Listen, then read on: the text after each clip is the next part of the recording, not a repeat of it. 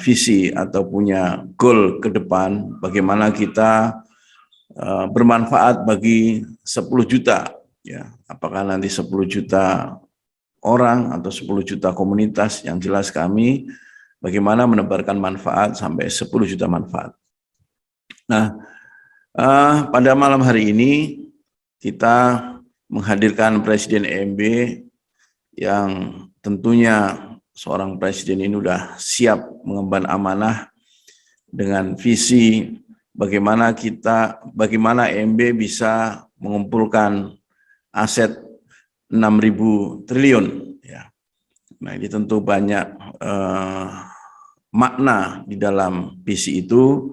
Yang jelas kami mencoba memberi motivasi kalau Insinyur Solah Atiyah bisa membangun dengan 8 sahabatnya, bisa membangun kampus di pelosok, rumah sakit, Baitul Mal, membebaskan riba, membangun stasiun kereta api, membangun rumah sakit. Nah, itu Insinyur Solah Atiyah Mesir. Nah, kalau ini tadi sempat kita diskusikan buku Alibaba Way ini, ya, ini menjadi bahan diskusi kita malam hari ini, di mana Jack Ma harta kekayaannya sampai dengan hari ini sekitar 42,1 miliar US dollar. Ya. Nah, kalau dirupiahkan itu sekitar kalau 14.000 berarti sekitar 588 triliun.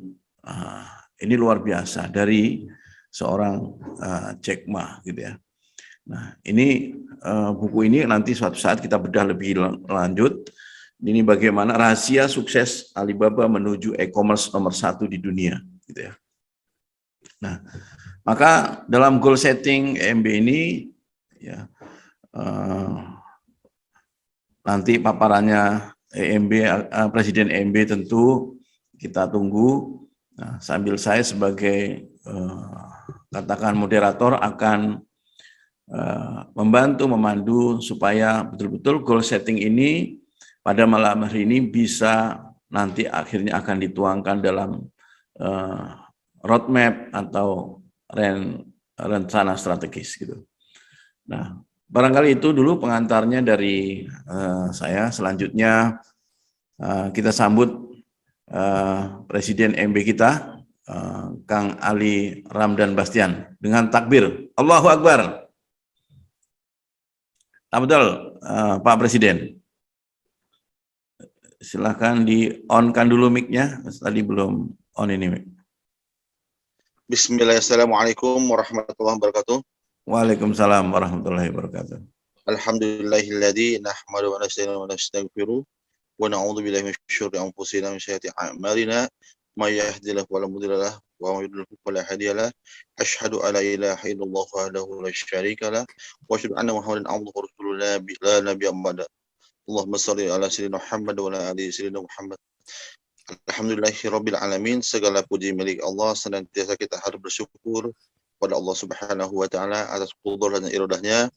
Kita sama-sama Allah takdirkan bertemu dalam acara milad kedua Pusat Wakaf Abadi yang digagas oleh Ustadz Hadi dan kawan-kawannya. Semoga acara ini membawa kebaikan dan keberkahan buat kita semua. Amin ya Allah ya rabbal alamin. Amin ya Allah. Salawat dan salam senantiasa tercurah limpah kepada baginda Muhammad sallallahu alaihi wasallam, kepada semua sahabatnya, pada tabi'in dan akhirnya kepada kita semua umatnya, yang insya Allah baginda Rasulullah menjadi syafaat kita kelak di akhirat kelak. Amin ya Allah. Amin.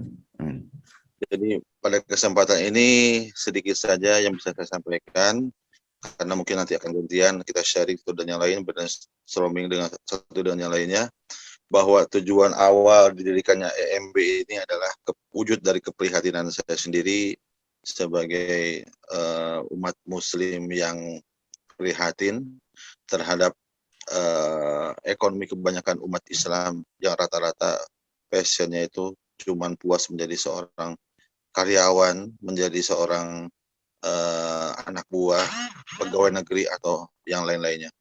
Ya tidak salah, dan itu juga sesuatu yang tidak baik, bukan, tetapi selama puluhan atau mungkin ratusan tahun kita terjajah oleh orang-orang non-muslim. Dalam kutip terjajah itu dalam artian mereka menguasai perekonomian di Indonesia. Padahal kita adalah tuan rumah, umat Islam adalah tuan rumah di Indonesia dengan 90% kurang lebih penduduk Islam yang ada di Indonesia, tapi semua rata-rata mayoritasnya sebagai konsumen, sebagai yang konsumtif, memberi produk-produk dari non muslim apapun itu, dari mulai food and beverage, pakaian, dan lain-lain segala macamnya, itu rata-rata kita sebagai konsumen. Oleh karena itu saya mulai dari yang kecil dulu, yaitu dengan cara mengumpulkan rekan-rekan yang ada di awal di Bekasi, ya kita di Bekasi kira-kira 3 tahun lalu kita kumpulkan UMKM, karena UMKM ini adalah cikal bakal perekonomian yang lebih tahan lah, lebih resisten di segala kondisi dan dibutuhkan oleh banyak kalangan. Oleh karena itu saya berjibaku, awalnya memang saya sendiri yang punya inisiatif, berawal dari kejeblosnya saya tanda kutip ke dunia riba, ya. Dan karena riba itu oleh orang Islam kebanyakan di Indonesia dijadikan sebagai trendsetter, artinya mau punya rumah kalau nggak kredit nggak bisa punya rumah, mau punya mobil atau motor nggak kredit nggak bisa punya motor atau mobil. Itu pun terbawa dengan yang saya alami saat itu. Saya ngambil mobil, ngambil rumah, ngambil motor rata-rata dengan kredit dengan cara leasing yang riba. Dan Allah ternyata sangat sayang sama saya, Allah tegur. Kurang lebih hampir 3 tahun saya mengalami luar biasa nikmatnya ujian dari Allah, dan alhamdulillah hampir semua harta yang Allah titipkan kepada saya, tetapi dengan cara riba, Allah ambil satu persatu, dan itu luar biasa, sangat berat lah kira-kira. Saya tidak mungkin detail menceritakan, tetapi dari pengalaman tersebut saya tidak mau hal yang sama terulang atau dialami oleh umat-umat muslimah lain, saudara-saudara yang lain. Sehingga dari situ tergagaslah suatu gagasan mempersatukan umat Islam dalam satu wadah perekonomian dengan nama Entrepreneur Muslim Bekasi saat itu, kurang lebih 3 tahun yang lalu. Dan saat itu saya sama sekali tidak ingin menjadi ketua atau presiden atau apapun. Saya hanya sebagai founder. Bagaimana umat muslim ini nanti ada yang lebih pas untuk bisa menjadi panutannya. Saat itu beberapa orang yang saya jagokan menjadi ketua atau presiden saat itu ada Haji Hidayat, foundernya Ayam Ipo, ya, yang sudah mungkin di Bekasi Utara udah banyak orang ngerti, orang udah merasakan atau mencoba Ayam Ipo. Ada Ustadz atau Haji Heru, pemilik Haji Karpet. Itu beliau orang yang saya jagokan untuk jadi ketua. Tetapi kalau darullah mereka pada nggak mau, dan alhamdulillah, innalillahi wa inna ilaihi raji'un, Ustadz Ismail Ibrahim mendorong saya menjadi ketua atau presiden. Dengan terpaksa, daripada tidak ada yang mau amanah tersebut, terpaksa sampai dengan hari ini pun terpaksa saya emban dengan segala kekurangannya. Artinya sebetulnya itu tidak dengan suatu proses yang normal, yang baik saya pikir, karena memang tidak ada yang mau lagi. Karena mempersatukan umat ini yang paling berat sejak zaman penjajahan, umat Islam memang susah untuk bersatu karena masalah mazhab, fikrah, dan lain sebagainya masih sampai detik ini masih diperdebatkan. Sehingga itulah celah-celah bagaimana orang-orang kafir ingin mengobok-ngobok atau ingin membuat umat Islam menjadi tidak bersatu, sehingga umat Islam lemah, terutama ekonominya. Oleh karena itu, insya Allah walaupun EMB ini mungkin skupnya belum terlalu besar, kurang lebih ya hampir 300 orang anggota lah kurang lebih, tapi insya Allah ini akan menjadi suatu wadah yang meluas, dengan Ustadz Hadi yang memberikan gagasan menjadi dirubah namanya bukan Bekasi lagi menjadi Bersatu. Insya Allah kita bisa bernasional, bahkan mungkin mendunia. Dan bukan tidak mungkin apa yang dilakukan oleh Insinyur Atiyah Sholah di Mesir, kita bisa ATM, ya, amati tidak modifikasi, dengan goalnya adalah mencapai aset 6.000 triliun. Nextnya semuanya adalah untuk kebaikan umat Islam yang bisa membangun perekonomian dan peradabannya dengan cara yang syar'i, jauh dari yang menentang hukum Allah. Kurang lebih demikian, hanya prolog aja Ustaz Hadi. Kita akan berbagi dengan yang lain, kita sharing, kita brainstorming dan lain-lain supaya diskusi ini jauh lebih hidup, jauh lebih interaktif. Demikian, billahi fi sabil haq, wallahul muwaffiq ila aqwamit thoriq. Wassalamualaikum warahmatullahi wabarakatuh.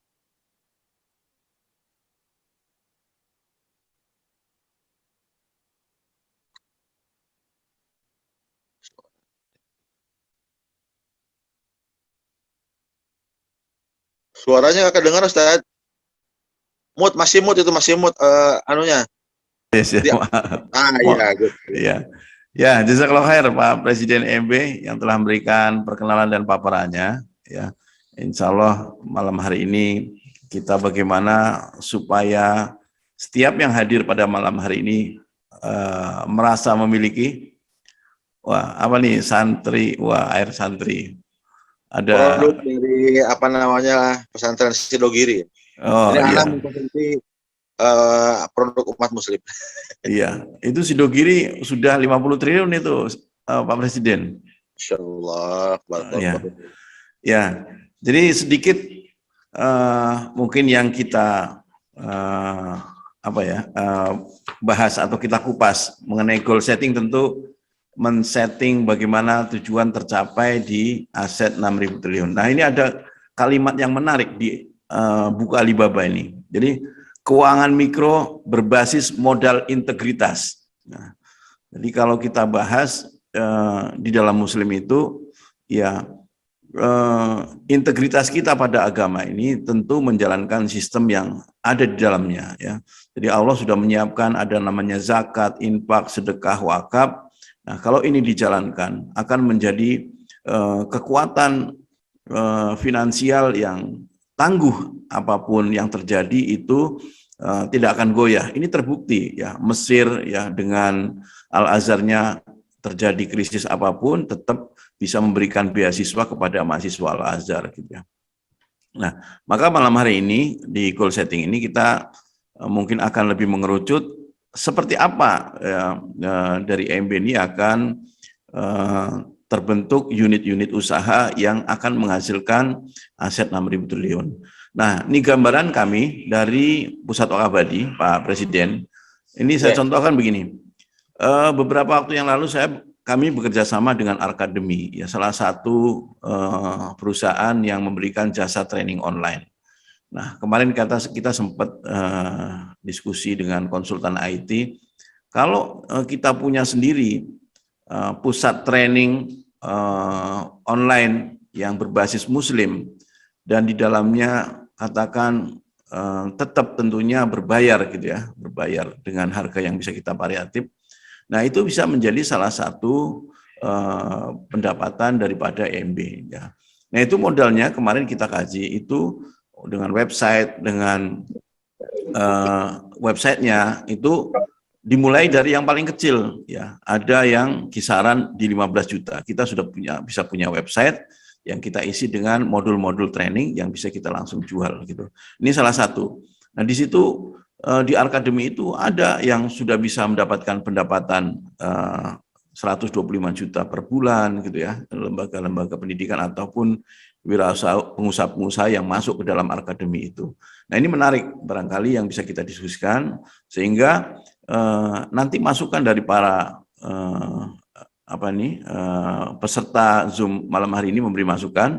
Ini alhamdulillah ada Ustadz Ponco yang sudah pengalaman dalam pendampingan, sudah pengalaman dalam mengelola keuangan, juga nanti akan kita minta pendapatnya, sehingga goal setting 6.000 triliun itu bisa kita start dan kita lakukan secara perlahan. Karena di Alibaba ini memang diceritakan juga, semua berawal dari kecil katanya.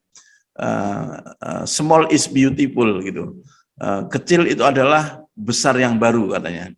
Jadi prinsipnya Jack Ma itu ternyata dari sesuatu yang kecil tapi menjadi sesuatu yang besar yang baru. Nah, ini barangkali bisa kita terapkan sehingga hari demi hari tentunya impian seorang muslim itu adalah khairunas anfa'uhum linas. Sebaik-baik manusia adalah bermanfaat bagi orang lain.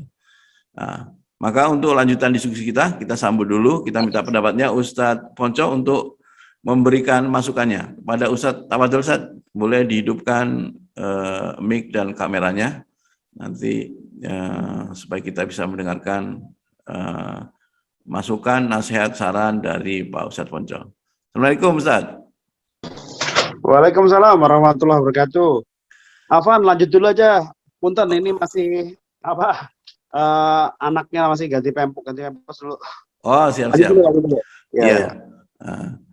Nah, ini barangkali dari paparan yang kita sudah sampaikan, barangkali ada yang mau memberikan masukan. Ini ada Pak Ustadz Yusuf Wibisono barangkali akan memberi masukan, atau yang lainnya ada Pak Pepen, ada Pak Yusuf ini.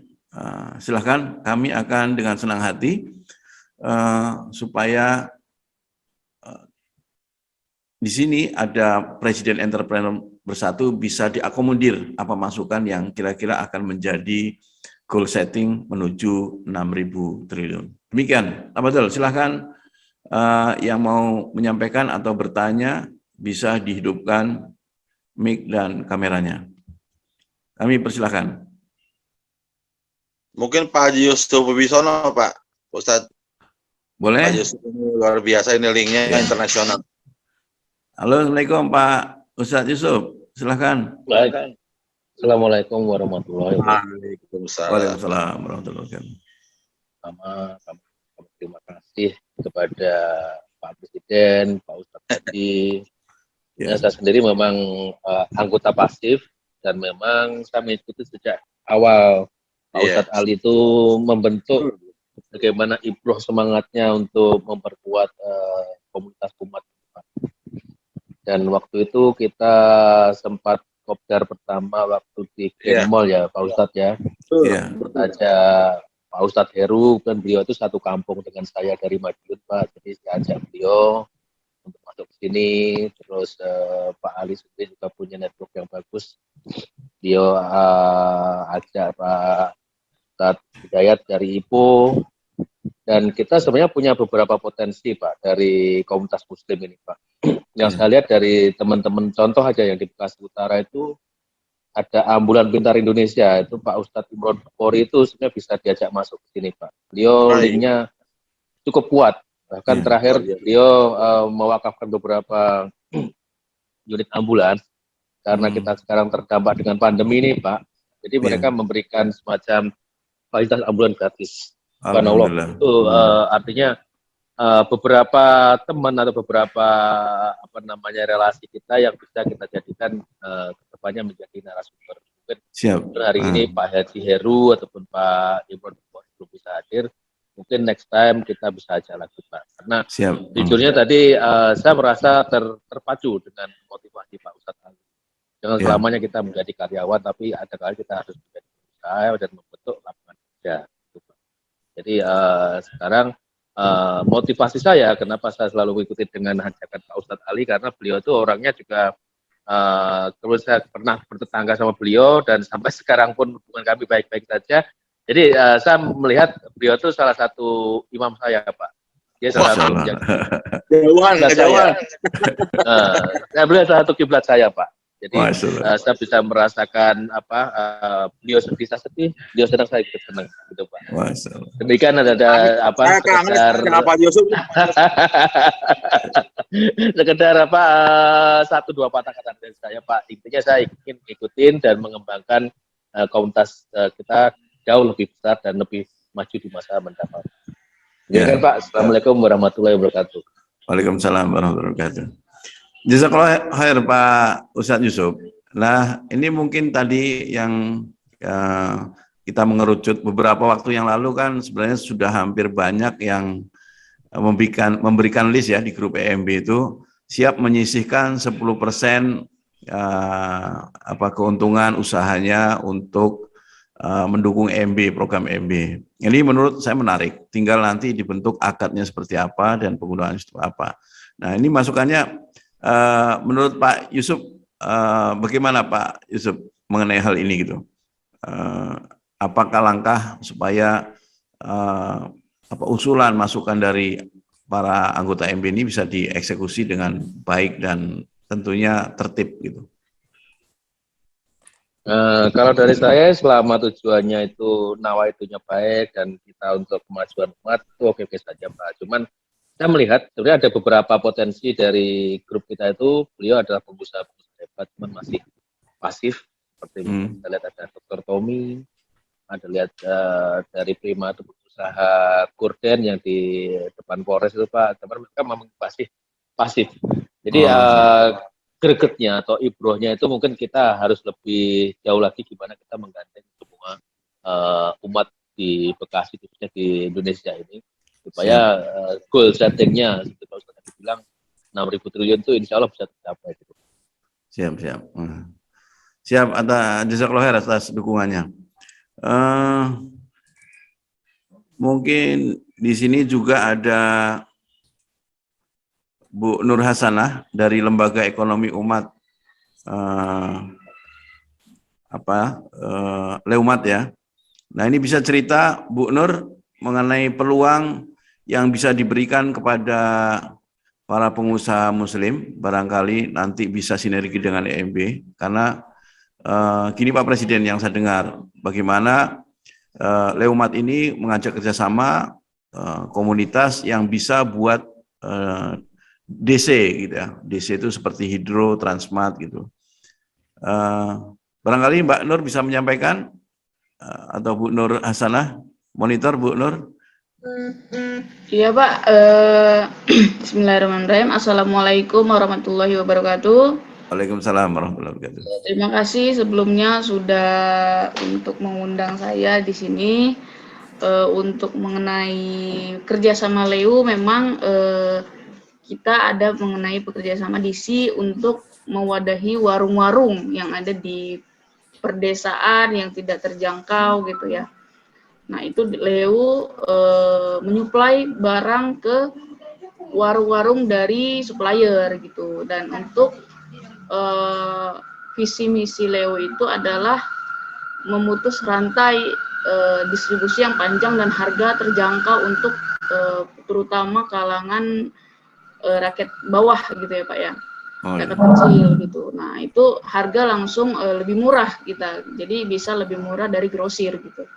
Nah itu yang sedang kita garap untuk fokus ke situ. Untuk modern marketnya sementara di offin karena memang kita lebih sasarannya lebih kena ke warung gitu.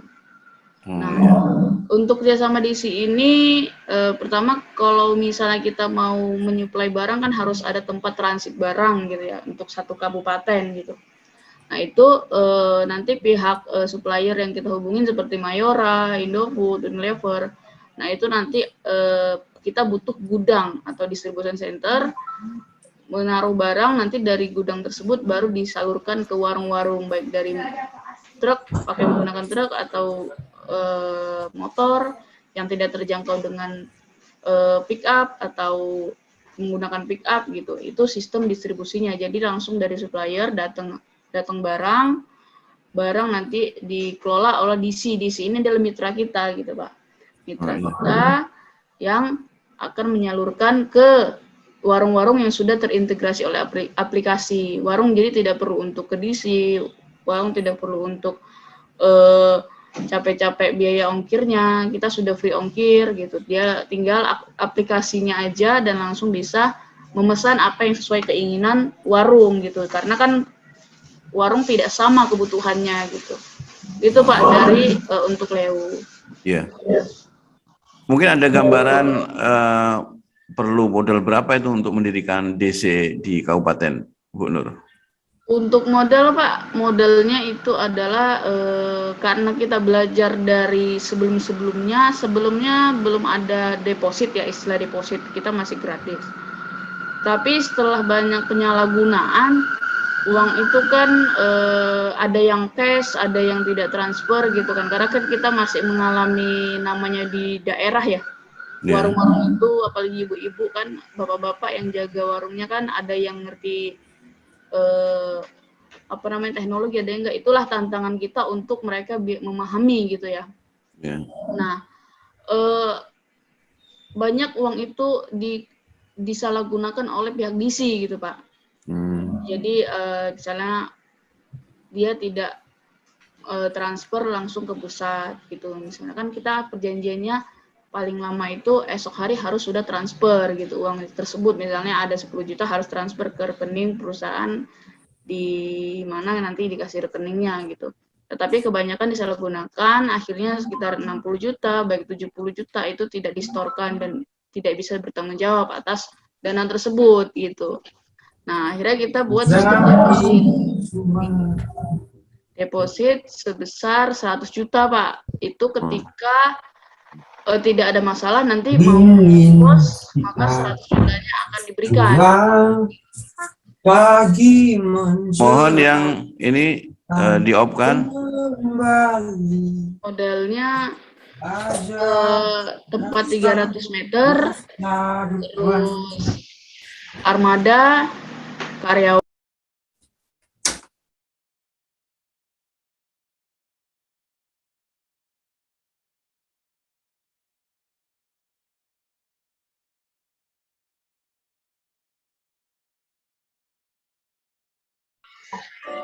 Salah om.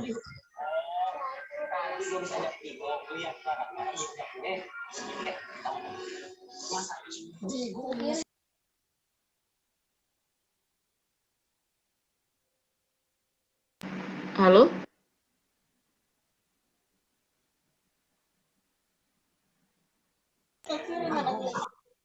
Halo, Pak.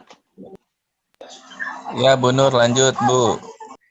Jadi dari situ bisa distribusi center berdiri gitu, Pak. Ya, kita masih banyak keterbatasan, apalagi retail ini kan banyak masalah juga, problem masalah barang, retur, dan lain-lain itu masih ada trouble. Nah, untuk itu ya insya Allah memang berkurang karena pandemi. Untuk pembelian masyarakat menurun. Kita memang ketahui sejak pandemi makin lama makin menurun. Ya, tetap kita optimis, insya Allah kita tetap berjalan karena modalnya bukan modal pihak pemerintah dan modalnya masih pihak sendiri gitu, Pak. Untuk itu ya kami terus evaluasi, insya Allah ke depan akan lebih baik gitu. Nah, itu yang saya pahami gitu, Pak, untuk ini. Dan dari Leo sistemnya masih berjalan online dan warung, itu masih sasaran kita yang paling tepat untuk saat ini, karena untuk modern market masyarakat belum mampu gitu. Setelah adanya warung berdiri berjalan, maka kita satu-satu akan mendirikan modern marketnya.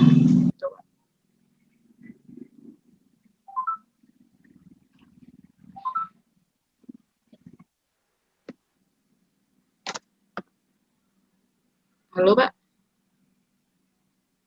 Jelas, Bu. Ya, Pak. Jadi itu dari saya untuk masalah di sini saya tertarik dan sangat mendukung dengan program-programnya gitu ya. Terutama program yang memang saya juga sudah bergabung dengan komunitas riba juga, Pak, gitu ya. Komunitas riba yang kita ingin memiliki sesuatu tanpa berpikir harus kredit ke bank gitu ya. Itu saya sangat mendukung sekali programnya dan program-program entrepreneur lainnya. Untuk itu saya sudah berbicara sore tadi agar kita lebih optimalkan lagi program-program kita, actionnya lebih lagi. Ya itu saran dari saya. Pengalaman yang sudah saya alami baik dari yayasan ataupun dari yang lainnya itu sangat berperan penting adalah digitalisasi gitu ya, Pak. Untuk menargetkan 6 triliun yang target kita itu untuk saya menyarankan adalah kita agar memanfaatkan dengan situasi saat ini adalah terutama pandemi, masyarakat lebih memegang peranan adalah digital, agar kita lebih berinovasi gitu. Berinovasi gimana agar mewujudkan itu semua dengan nilai yang baik dan cara yang baik gitu ya, Pak ya. Nah, untuk itu saya memberi saran adanya untuk di sini aplikasi yang memudahkan semua, baik entrepreneur, baik riba, baik wakaf, baik yatim ataupun duafa, baik itu program yang lainnya yang kita untuk baik bisa juga kursus pranikah, itu banyak yang bisa kita jalankan dari satu aplikasi tersebut dan kita bisa optimalkan gitu Pak. Itu saran dan masukan dari saya, dan insya Allah saya yakin lebih dari 6 triliun yang akan kita dapatkan gitu. Itu yang dari saya gitu Pak. Siap, ya. Makasih Bu Nur. Ini penjelasannya, jazakallah khair. Ya. Untuk berbicara tentang digital, ini Pak Ustadz Ponco sudah merintis sebuah aplikasi namanya Antar-Antar, dan ini sudah menarik menurut saya untuk dibuatkan apa istilahnya agent-agent atau perwilayah, dan beliau juga sudah sampaikan aplikasi yang sudah secara nasional, tinggal mungkin pembentukan tim dan pembuatan kesepakatan supaya benar-benar bisa nanti juga menghasilkan mengarah ke 6.000 triliun tadi. Maka untuk lebih jelasnya kami minta pemaparan singkat dari Pak Ustadz Ponco. Udah siap Pak Ustadz? Siap. Oh ya. Terima kasih Ustadz. Ya, silakan Ustadz. Kami berharap ini juga Antar-Antar bisa memberikan support ya untuk menuju 6.000 triliun. Tafadhol Ustadz. Ya. Makasih Ustadz tadi. Assalamualaikum warahmatullahi wabarakatuh. Waalaikumsalam warahmatullahi wabarakatuh. Alhamdulillahirabbil alamin. Segala puji kita panjatkan kepada Allah Subhanahu wa taala atas nikmatnya kita diberikan kesempatan, nikmat iman dan nikmat Islam untuk kita bisa bersilaturahim online. Ya, terkait dengan aplikasi Antar-Antar sebenarnya kembali lagi poinnya adalah kalau kita bicara berangkatnya dari jualan ya, artinya kan lebih jualan secara di WhatsApp grup itu kan udah umum lah, artinya itu hal yang mudah memang untuk dilakukan, kita menawarkan produk kita secara di WhatsApp grup. Tapi kembali lagi yang perlu kita ingat adalah pada saat kita jualan di WhatsApp grup itu kan bisa dikatakan semuanya penjual. Nah, tentu dibutuhkan satu aplikasi yang memang mempertemukan antara penjual maupun pembeli. Nah, kemudian dari situlah makanya kita buat aplikasi Antar-Antar itu memang tidak lain awalnya adalah inisiatifnya adalah dari kasus pandemi yang kita jalani ini. Karena memang di awal adalah kita kondisi lebih banyak yang lockdown, isolasi mandiri, kemudian juga beberapa daerah memang tidak bisa menerima. Dikala itu di awal-awal itu di tahun 2020 awal itu kan memang ojek online pun juga nggak boleh masuk. Nah dari situlah kita create aplikasi ini, dan ini aplikasi sudah kita siapkan untuk level nasional, dan ini memang kita memang berangkatnya adalah dari masjid. Jadi kenapa dari masjid sebagai titik tengahnya, titik pusat sentrifugalnya, ya kita pingin memang balik lagi masjid itu adalah sebagai solusi umat. Jadi orang butuh makan ke masjid, orang butuh kerjaan ke masjid, orang butuh nafkah ke masjid, pokoknya gimana caranya masjid inilah yang bisa menjadi solusi umat. Nah, berangkat dari situ pula akhirnya di tahun 2020, di April 2020, berangkat dari Masjid Al-Muhajirin di Prima Harapan Regensi, karena qadarullah memang saya juga di sana juga, di Prima Harapan, yaitu kita launching untuk aplikasinya, sudah ada di Google Play juga, namanya Antar 2, itu juga bebas di-download untuk aplikasi pembelinya. Nah, cuma yang membedakan adalah yang kita batasi, karena memang ini konsepnya adalah lokal. Jadi, kenapa lokal? Jadi kita memang fokuskan, kalau kita bicara sebuah wadah ember, ya kita pinginnya air itu nggak kemana-mana. Airnya tuh kalaupun kita pindahkan ke tempat lain, ya tetap airnya minimal di lokal kita itu sama. Jadi konsep lokalnya di sini kita batasi radiusnya adalah di 3 km sekitar masjid. Jadi radius 3 km dari tengahnya masjid. Nah, kemudian untuk pembelinya itu bebas dari mana saja, yang penting dia berada di radius 3 km tadi. Tapi khusus untuk penjual dan juga kurirnya, itu adalah wajib warga lokal. Karena saya berpikir gini konsepnya, kalau uang yang beredar ini dinikmati oleh penjual yang di luar area kita, ya tentunya uang itu akan keluar dari area kita lama-lama. Air yang ada di ember kita sendiri tadi lama-lama habis gitu loh. Nah, tapi justru kita balik, gimana caranya penjualnya adalah wajib warga lokal, kemudian juga kurirnya yang memberikan jasa pengiriman adalah warga lokal, sedangkan pembelinya boleh dari luar. Artinya kita berlomba-lomba untuk air itu masuk ke dalam ember kita sampai dengan di titik di mana ember itu lama-lama udah penuh, airnya bisa tumpah. Nah, tumpahan air itulah yang kita perlu menyiapkan wadah-wadah yang barunya. Nah, itu konsep simpelnya seperti itu. Dan alhamdulillah ini udah jalan hampir setahun lebih. Dan kemarin pun kita juga, bahkan ini juga kita gunakan juga sebagai tools untuk membantu para isoman. Karena memang beberapa yang isoman itu kan membutuhkan logistik untuk makanan dan minuman di rumahnya.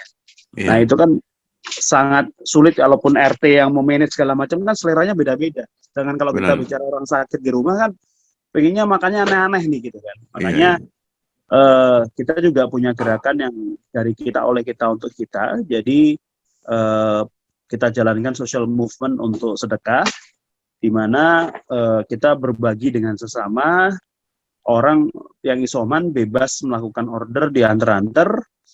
Itu dengan memvalidasi bahwa dia memang positif, bla bla bla segala macam, dan dia memang konfirm isoman, maka dia mendapatkan makanan dan minuman siap saji dengan tanpa berbayar. Nah, dari mana itu secara penjual tetap kita bayar, secara kurir pun juga kita bayar, tapi uangnya adalah dari dana social movement sedekah yang kita kumpulkan. Nah, dengan begitu ini perpaduan antara muamalah dan sedekah. Nah, ini yang perlu kita harus kembangkan di IMB juga nantinya. Karena disinilah berkahnya gitu. Karena dengan kita mengawinkan antara muamalah dan sedekah, bagi penjual dagangannya laku dan dia mendapatkan keuntungan di sana. Bagi kurir, dia pun juga mendapatkan nafkah dari jasa kurirnya dia. Bagi yang isoman tadi mendapatkan manfaat adalah kemudahan dalam mendapatkan logistik makanan dan minuman. Bagi yang sedekah, ini pun juga tersalurkannya secara transparan karena kita bisa tahu ini disalurkan kemana, beli apa, kapan, belanjanya apa, berapa rupiah, semua transparan. Jadi tidak ada yang tidak di-record gitu, semuanya ter-record ke sana. Nah, itu yang sebagai contoh kecil aja di lingkungan kita yang lokal, kita bisa generate istilahnya ya tadi persatuan umatnya untuk dalam rangka perpaduan antara muamalah dan sedekah. Nah, ini nggak berhenti sampai sini, kita pun juga nantinya akan kembangkan dari sisi perpaduan antara wakaf dan muamalah. Jadi mimpinya simpelnya adalah begini, kita ini kan tetap kalau bicara di pasar itu kan harga tetap harus bersaing. Jadi ya kalau saya ambil contoh lah, dikala dulu 21 Dumat menjamur di mana-mana, produknya sama tapi harganya lebih mahal. Akhirnya ya nggak bisa bertahan lama gitu loh. Nah, tadi seperti yang disampaikan Bu Nur tadi juga, itu juga challenging buat kita. Artinya, kalau kita masih menggunakan produk yang sama, ya kita tetap harus profesional, secara harga pun harus minimal sama dengan yang beredar di market gitu loh. Nah, tapi kalau capital kita sendiri juga tidak cukup kuat untuk bisa mendapatkan harga yang terbaik, kita kalau ya istilahnya merujuk ke Rasulullah, kita ada solusinya sebenarnya. Seperti yang kita lakukan kemarin di program sedekah, itu pun kan kalau kita bicara di aplikasi GoFood atau GrabFood bisa memberikan diskon 20% atau 30%, di antar-antar kita bisa memberikan diskon 100%. Yaitu dari apa? Dari perpaduan antara muamalah dan sedekah tadi. Jadi dana sedekah yang kita terima, diamanahkan ke kita, itulah yang kita pakai sebagai subsidi untuk produk-produk yang memang ya kita pilih. Memang misalkan untuk setiap hari Jumat kita buat program namanya serba 10.000. Apapun produknya 10.000 untuk makanan dan minuman misalkan. Nah, itu tetap secara penjual tetap terima sesuai dengan harga normal, tapi kita bisa memberikan subsidi itu dari apa? Dari program persatuan sedekah tadi, dari dana sedekah tadi untuk kita padukan antara muamalah sama sedekah. Nah, perkawinan antara muamalah dan wakaf itu tujuannya nanti adalah untuk menekan harga HPP produk kita. Kita bayangin telur lah misalkan. Telur itu kita bisa kulaan, ya grosir misalkan seharga let's say lah 20.000 gitu kan. Kalau kita bisa menekan biaya produksi sampai dengan misalkan di harga 10.000, ya udah kita nggak usah jualan, pasti orang nyari kita untuk bisa ngambil telur kita. Nah, gimana caranya biar harga bisa 10.000? Itu tadi kita tekan cost-nya dari sisi produksinya apa?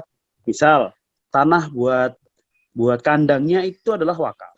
Kemudian kandangnya sendiri juga wakaf. Artinya kita bisa menekan biaya di situ gitu loh untuk produksi secara kebutuhan sehari-hari dari umat muslim yang kita bisa suplai sendiri tapi dengan profesional, kualitasnya terbaik atau kualitasnya sama seperti yang ada di pasar tapi kita bisa memberikan harga lebih murah. Nah, itu yang pemikiran saya adalah yang bisa kita terapkan di IMB, yaitu adalah perpaduan antara sedekah dan muamalah ataupun sedekah dengan ataupun wakaf dengan muamalah. Gitu tadi. Ya, subhanallah, masya Allah, taala, ya, barakallahu fiik, Ustaz. Ini semua kalau dipahami oleh setiap Muslim luar biasa, ya. Bahwa tadi yang disampaikan Ustaz Ponco, wakaf itu bisa untuk menjaga harga, memelihara harga. Sementara misalnya zakat, infak, sedekah, ya kalau zakat udah jelas kita salurkan ke 8 asnaf. Tapi sedekah, infak ini bisa digunakan secara habis, misalnya untuk membantu. Kalau tadi orang yang dicontohkan adalah orang sakit, ya ini luar biasa. Inilah yang menurut kami juga merupakan grid system, ya, grid and right system yang Allah sudah siapkan, ya, namanya tadi di sistem finansial itu adalah ada zakat, infak, sedekah. Ya. Tinggal bagaimana komersial sistemnya ini juga. Finansial komersial ini juga harus ada yang dikelola secara proporsional. Alhamdulillah, jadi ini tinggal merangkai potensi-potensi yang ada tadi dari Bu Nur Hasanah, dari Pak Ustadz Ponco, ya, dari penjelasan Pak Presiden, kemudian Pak Ustadz Yusuf, ya, tinggal bagaimana ini mengerucut menjadi tadi goal setting sehingga betul-betul menghasilkan aliran rezeki yang halalan thayyiban atau aliran harta yang terus mengalir, tentunya bermanfaat bagi penyelenggaraan agama ini. Artinya kalau negara ini saja harus ada anggaran pembelanjaan negara, tentu agama ini yang lebih detail lagi ngurusin, ya, lebih wajib lagi ngurusin yatim, ngurusin fakir, ngurusin 8 asnaf tadi, tentu harus juga ada anggaran. Maka cita-cita mulia MB ini 6.000 triliun ini harus kita dukung, ya. Barangkali itu, silakan Bapak Ibu sekalian yang ingin memberikan masukan. Barangkali ini dari Pak Ustadz Linop, ada yang mau disampaikan, Ustadz? Assalamualaikum, selamat bergabung. Waalaikumsalam warahmatullahi wabarakatuh. Silakan, Ustadz. Kalau ada yang mau disampaikan, karena ini Pak Ustadz Linop ini selain pengusaha juga ketua DKM, tentunya tadi percontohan tadi bisa menyebar ke lingkungan Pak Ustadz Linop, atau tanggapannya bagaimana? Silakan, Ustadz. Ya. Betul, Ustadz. Mulai dari mana nih? Ya, mungkin Ustadz sudah merintis usaha ini, bagaimana masukannya supaya usaha umat ini lebih kokoh, gitu ya, lebih kokoh dan kuat. Artinya kebersamaan kita ini kalau dicontohkan oleh Insinyur Sholah Atiyah itu dengan 8 sahabat saja bisa menggoncang, ya, ketika beliau wafat itu diantarkan oleh 500 juta orang, gitu ya. Nah, ini karena memang karya beliau dahsyat, ya, bermanfaat. Nah, ini bagaimana Ustadz masukannya atau pemikirannya supaya ini bisa terwujud, gitu. Goal setting 6.000 triliun ini bisa terwujud. Tafadhol, Ustadz. Ya, baik. Ya, syukron Ustaz. Salam kenal semuanya, Linov dari Perumahan Margahayu. Ya, saya pernah juga diskusi sama beberapa kawan-kawan. Kebetulan saya kan dari kampus yang kebanyakan non-Muslim, bahkan Chinese dulu sekolahnya. Bahkan sampai sekarang masih tergabung di ikatan alumni kampus tersebut. Nah, itu karena banyak Cina-Cinanya. Namun kita, ya alhamdulillah teman-temanannya ya ada juga yang nggak benernya gitu, tapi banyak yang benar. Nah, dia menyampaikan cerita tentang ya kisah kesuksesan kaum mereka nih, Cina-Cina ini katanya, yang sebenarnya harusnya itu yang dimiliki oleh kita umat Islam harusnya, kalau kita lihat sejarah ya. Di antara kesuksesannya adalah mereka itu saling bahu membahunya itu begitu kuat gitu kan. Jadi kalau kayak contoh sekarang di marketplace, ada kan marketplace itu apa namanya, yang sering dapat like bagus, dapat testimoni bagus, itu kan ratingnya naik terus kan ya. Iya. Nah, itu mereka saling like aja gitu kan, saling memberikan support gitu, saling memberikan support. Jadi yang kayak begitu yang harusnya kita umat Islam nih harusnya seperti itu. Kemarin saya udah nyoba sama kawan saya yang juga bisnis kan, dia buka di Shopee kopi gitu kan. Kita like, kita pesen gitu kan, walaupun barangnya nggak dikirim ke kita. Jadi kita yang pesan, terus nanti dibayar kan, barangnya nggak dikirim ke kita karena kita cuma ini doang, cuma banyakin pesanan doang gitu kan. Nah, lalu nanti seolah-olah sudah sampai, kita kasih testimoni. Nah, itu boleh juga tuh, cuma karena kita terbatas, harusnya kalau ada satu hari itu misalnya 50 orang yang melakukan itu kan, transaksi antar kita aja gitu, walaupun mungkin boleh pesan beneran atau boleh sekedar memberikan support aja, testimoni dan supportnya. Nah, itu bisa menaikkan rating mereka di marketplace. Nah, saran saya sih seperti itu, artinya ketika kita ada pembisnis gitu kan, ada yang buka usaha, ya sama-sama kita support gitu. Kayak kemarin kan saya terima kasih banget nih dari Mantap TV datang ke kedai bakso Jumbo yang bikin liputan, yang alhamdulillah ada yang melihat, YouTuber ngelihat gitu kan. YouTuber itu penasaran, datang lagi ke sini, bahkan sampai memborong bakso kita.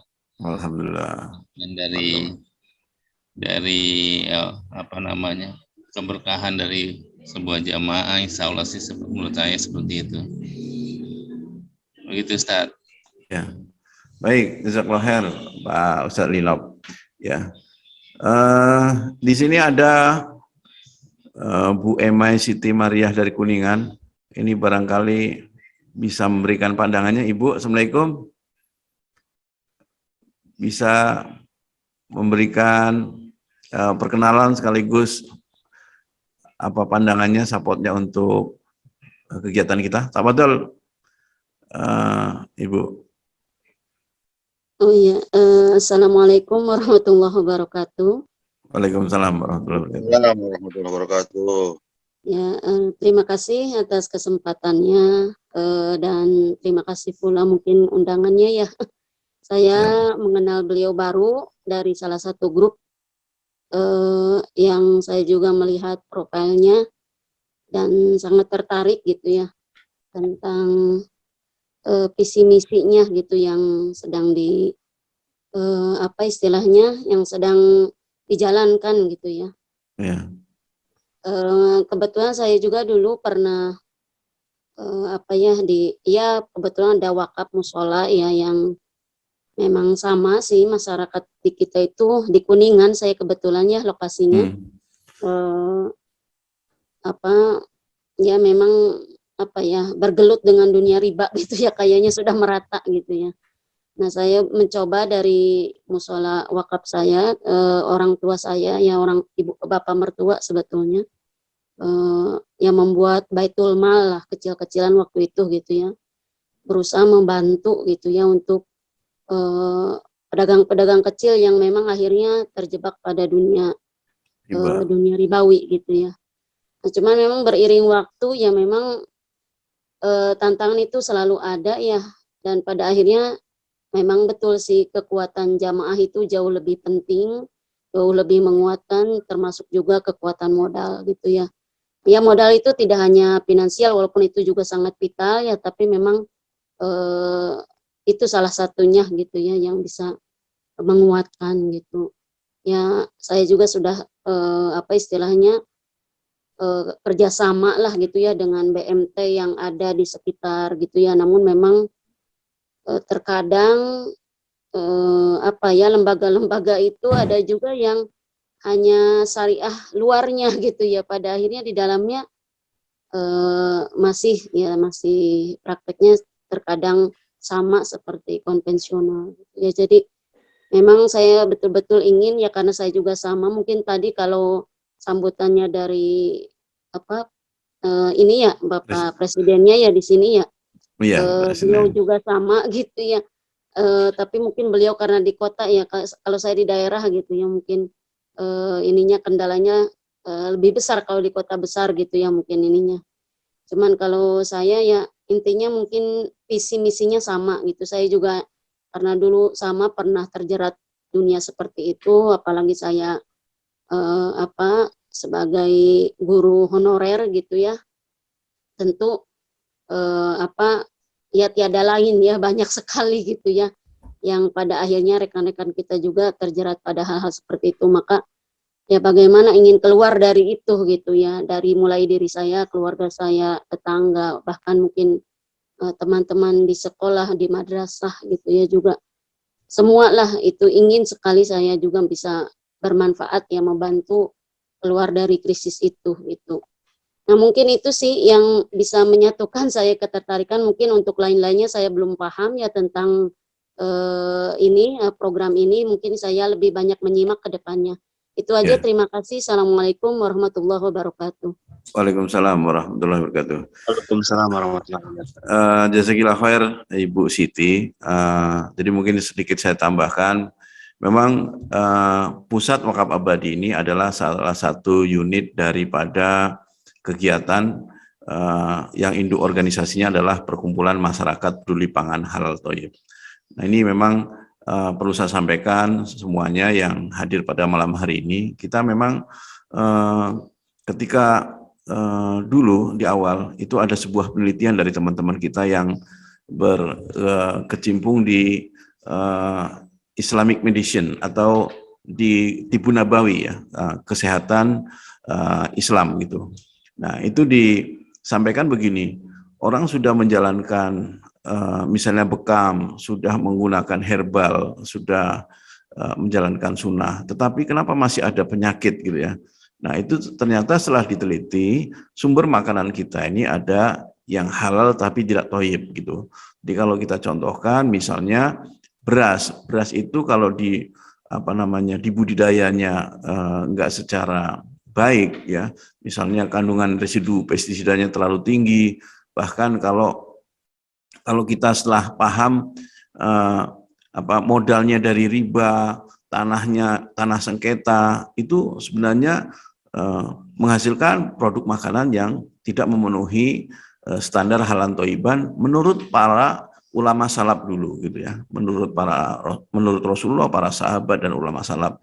Itu yang kita coba teliti di perkumpulan ini. Jadi makanya bagaimana kita bisa membangun jalur dari mulai keuangan yang syar'i, benar-benar syar'i, modal yang syar'i untuk pertanian, peternakan, yang kita sebut smart farming. Jadi ini sudah 2 malam yang lalu itu kita komunikasi dengan teman-teman yang ada di NTT yang sebagian non-muslim, mereka perlu bangkitan ekonomi juga, kemudian ada di Bandung Barat.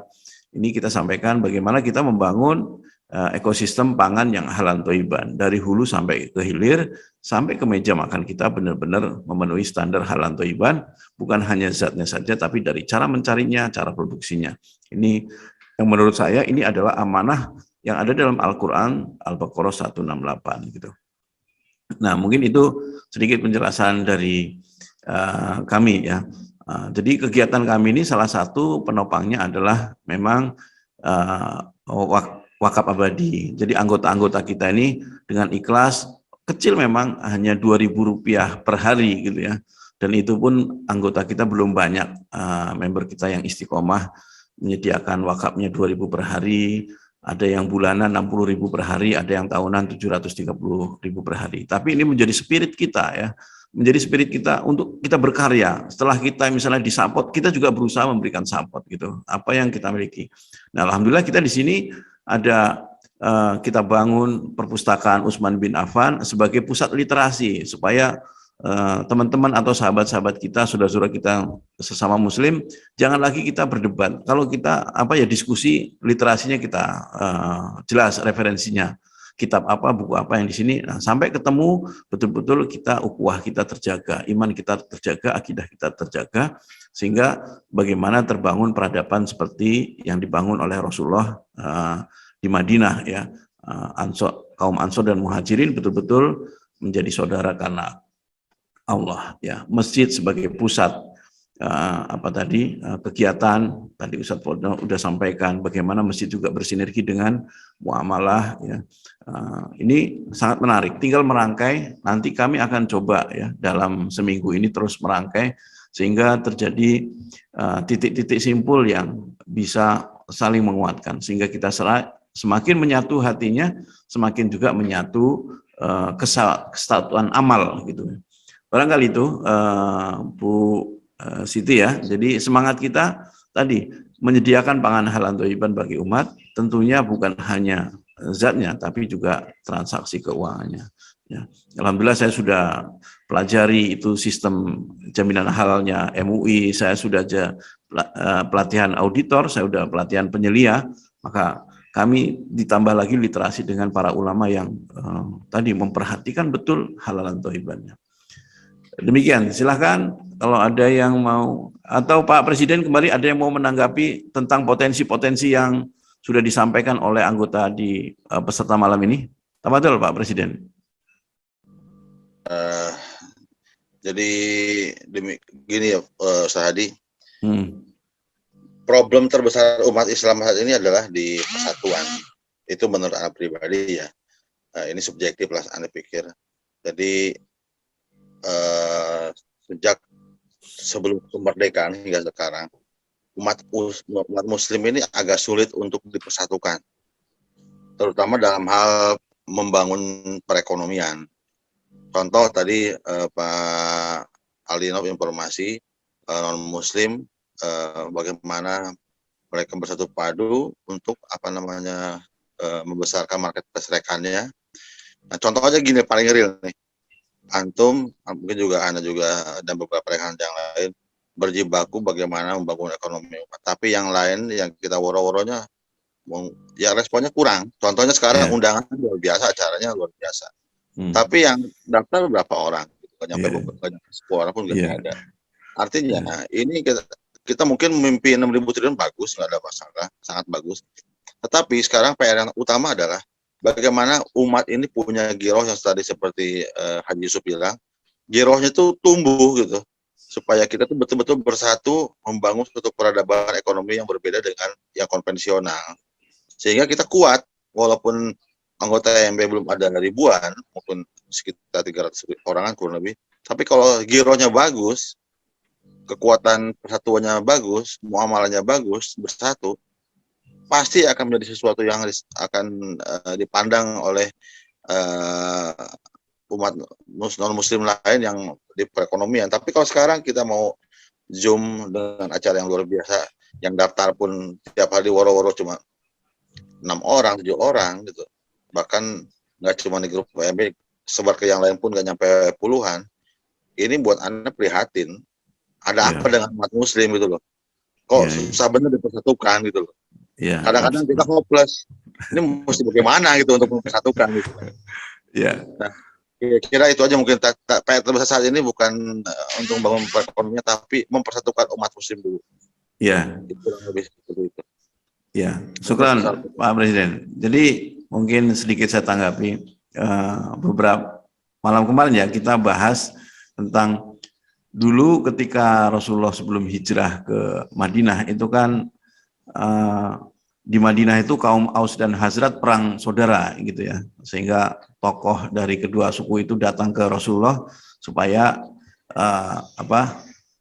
Rasulullah datang ke Madinah gitu.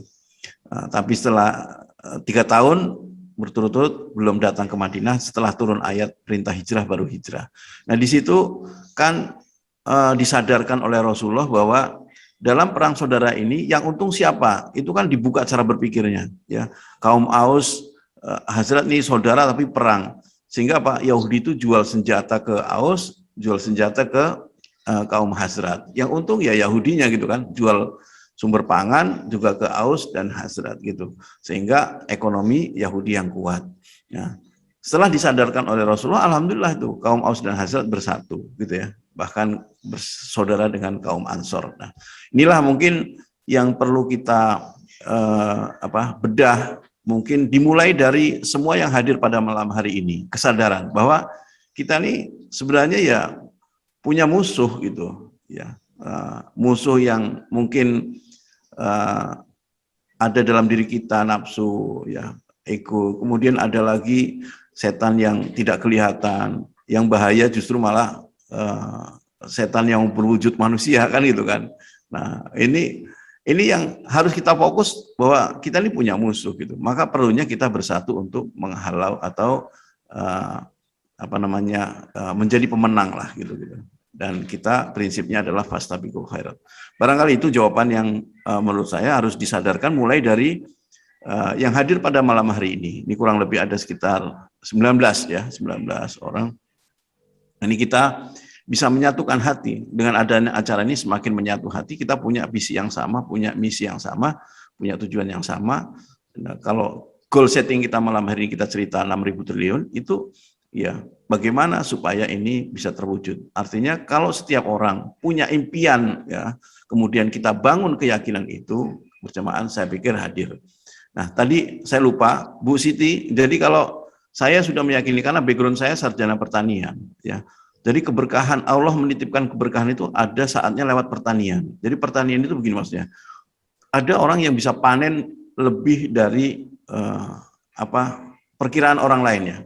Artinya saya dulu mempraktekkan ketika saya punya karyawan 150, punya perkebunan kelapa sawit yang kita latih, itu orang lain panen kita bisa sampai oper 284%. Artinya 3 kali lipat dari umumnya orang lain gitu ya. Ini dengan orang-orang yang dikelola secara dengan iman, dengan keyakinan, dengan petunjuk Allah gitu. Nah, jadi ini salah satu kebangkitan kita bisa melalui tadi jalur produksi dari pertanian peternakan gitu. Demikian barangkali. Silahkan kalau ada yang mau menyampaikan. Ustaz, Ana minta senior kita Pak Haji Haryanto untuk memberikan masukan karena beliau ini luar biasa ini dengan jamu Pak Punya, semangatnya luar biasa. Anak kemarin sakit, beliau supportnya luar biasa, dikirimin air kelapa, jamu dan segala macam, luar biasa. Setelah itu mungkin nanti ada Ustadz Anton dari Hidayatullah Purwakarta setelah Pak Haji Haryanto. Terakhir nih Pak RT Joko. Wah, siap Pak Presiden ya. Ya silakan Pak Pu, Pak De, assalamualaikum Pak De. Silakan Pak Haji Haryanto. Tafadhol. Mohon maaf sebelumnya saya terlambat mengikuti karena ada sesuatu hal. Boten apa-apa, monggo lanjut. Silakan Pak Haji, nggak apa-apa terlambat. Yang penting salam kenal Pak Ustadz. Siap. Saya punya produk ramuan, yaitu saya kasih nama Pak Puh Ralinu. Pak Puh itu nama brand saya. Itu saya ambil dari sebutan orang Jawa Tengah. Pak Puh itu diambil dari Pak Sepuh. Jadi seorang cucu dari anak perempuan pertama itu kalau di Jawa Tengah itu manggilnya Pak Tuwo. Oh ya, Pak Sepuh gitu ya. Ya, Pak Tuwo itu kalau dibahasakan tuwonya kan sepuh. Nggih. Jadi saya ambil buntutnya aja Pak Puh gitu. Oh, siap. Siap, Pak Haji. Mungkin saya memperkenalkan produk saya aja, Pak Haji, Pak Ustadz. Silakan Pak Haji. Saya produk mulai itu kurang lebih sudah 3 tahun. Masya Allah. Pak De, diperlihatkan produknya, jamunya diperlihatkan. Boleh, ntar dulu sambil dulu. Nah, iya. Saya malah belum nyicipin ini. Assalamualaikum, Ustaz Anton. Wah. Ini produk saya. Wah, salah. Ralinu. Siap. Semoga semakin menyebar nih Pak Puh seluruh Indonesia, bahkan mendunia. Ya, siap. Mohon doanya Pak Ustadz. Siap, insya Allah kita support. Itu orisinil buatan Pak De yang nggih. Kenapa? Orisinil ya ciptaan Pak De ya ramuannya ya. Alhamdulillah ini bahan herbal semua, hasil bumi Indonesia, tidak ada barang kimia. impor. Nggak ada kimianya Pak De ya? Nggak ada, ini asli rempah-rempah. Siap. Jadi ada 12 bahan, saya ramu jadi 1. Itu insya Allah kalau untuk badan pegel-pegel, insya Allah sembuh. Besok nih harus kirim ini ke sini nih. Boleh, Pak Ustadz. Nanti kalau enggak saya kirim sama Pak Ali aja, saya titipin Pak Ali. Masya Allah. Siap Pak Haji. Ya, lanjut.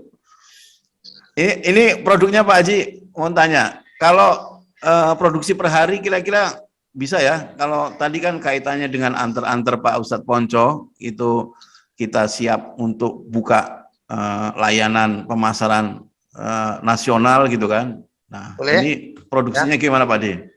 Kalau produksi aman Pak Ustadz. Aman ya? Saya produksi itu sehari bisa,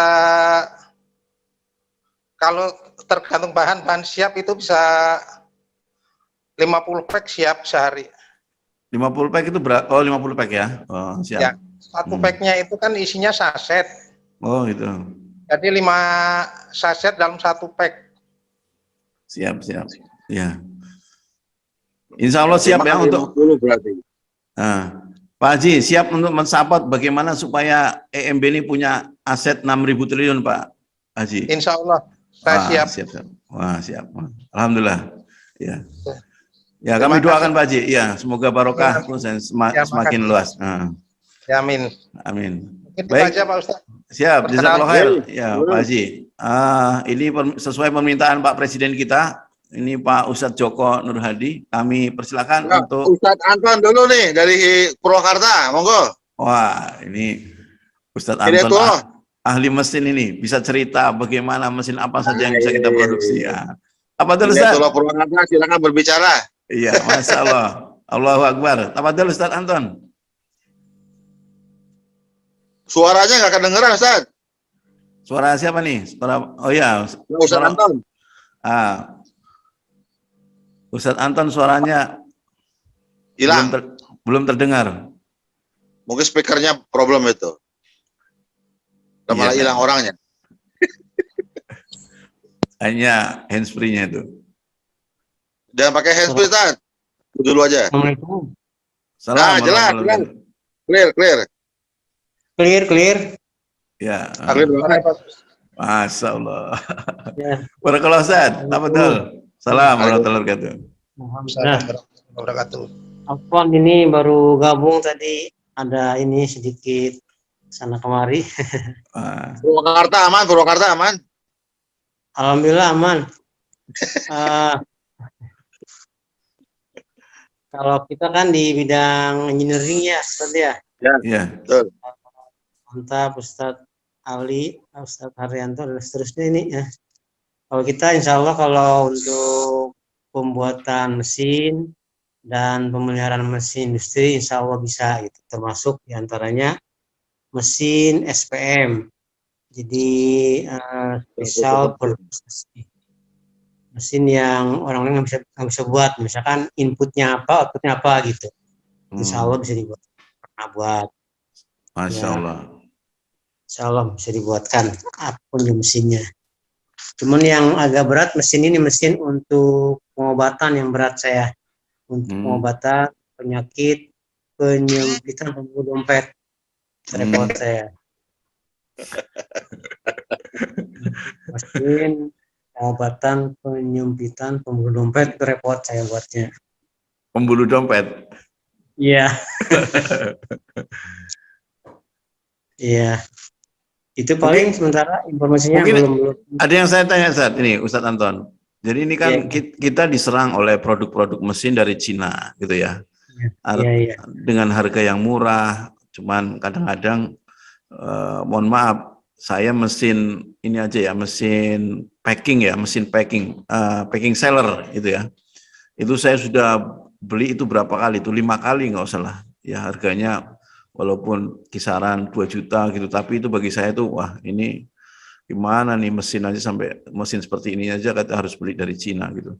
Nah, itu juga kemarin saya pikir mesin produksi beras gitu. Saya kan dulu sempat produksi beras organik, cuman karena ya saya berkunjung ke Sukabumi, kalau mau bikin beras yang bagus itu investasi mesinnya aja harus 1 miliar. Nah, ini juga kan jadi berat, di harga berasnya jadi tinggi gitu.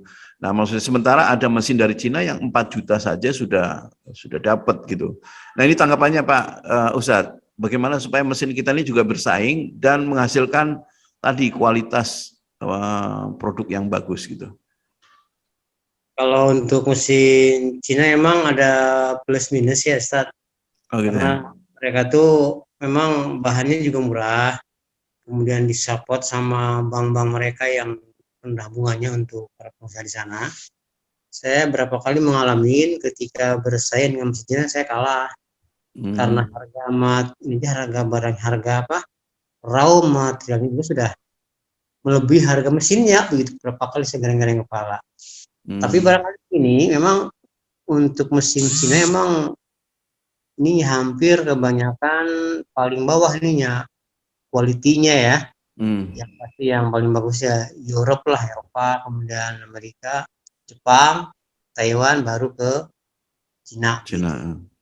Nah untuk mengantisipasinya paling kita bisa melihat mesin-mesin Cina yang ada, kemudian kita modifikasi. Namanya mesin itu sepanjang saya alhamdulillah hampir 25 tahun main mesin ya, itu yang namanya mesin itu nggak jauh dari mekanikal, elektrikal, hidrolik, pneumatik, itu aja. Siapa yang menguasai mekanikal, hidrolik, pneumatik, dan elektrikal bisa buat mesin dengan cara ATM juga bisa, amati, kemudian tiru, kemudian modifikasi, dan kita bisa buat ini. Saya beberapa kali buat efisiensi pabrik yang tadinya pabrik buat nyamuk di Kerawang Timur tuh, yang tadinya sekian ton dan kita punya alat bisa 2 kali lipat produksinya gitu. Oh iya. Memang, tapi kalau emang besar maksudnya kita mesti satu tim gitu, berapa tim yang lihat gitu. Siap. Nah, insya Allah kalau misalkan ada permintaan mesin, kita ngelihat sekali sebentar saya ngelihat yang ada mesin. Nah, kita bisa buat, bahkan kita bisa hitung ulang karena kadang-kadang saya berapa kali di Norama mesin Cina itu ngasih dengan peruntukan harusnya motornya 3 kW, katakan dia pakai yang kecil gitu.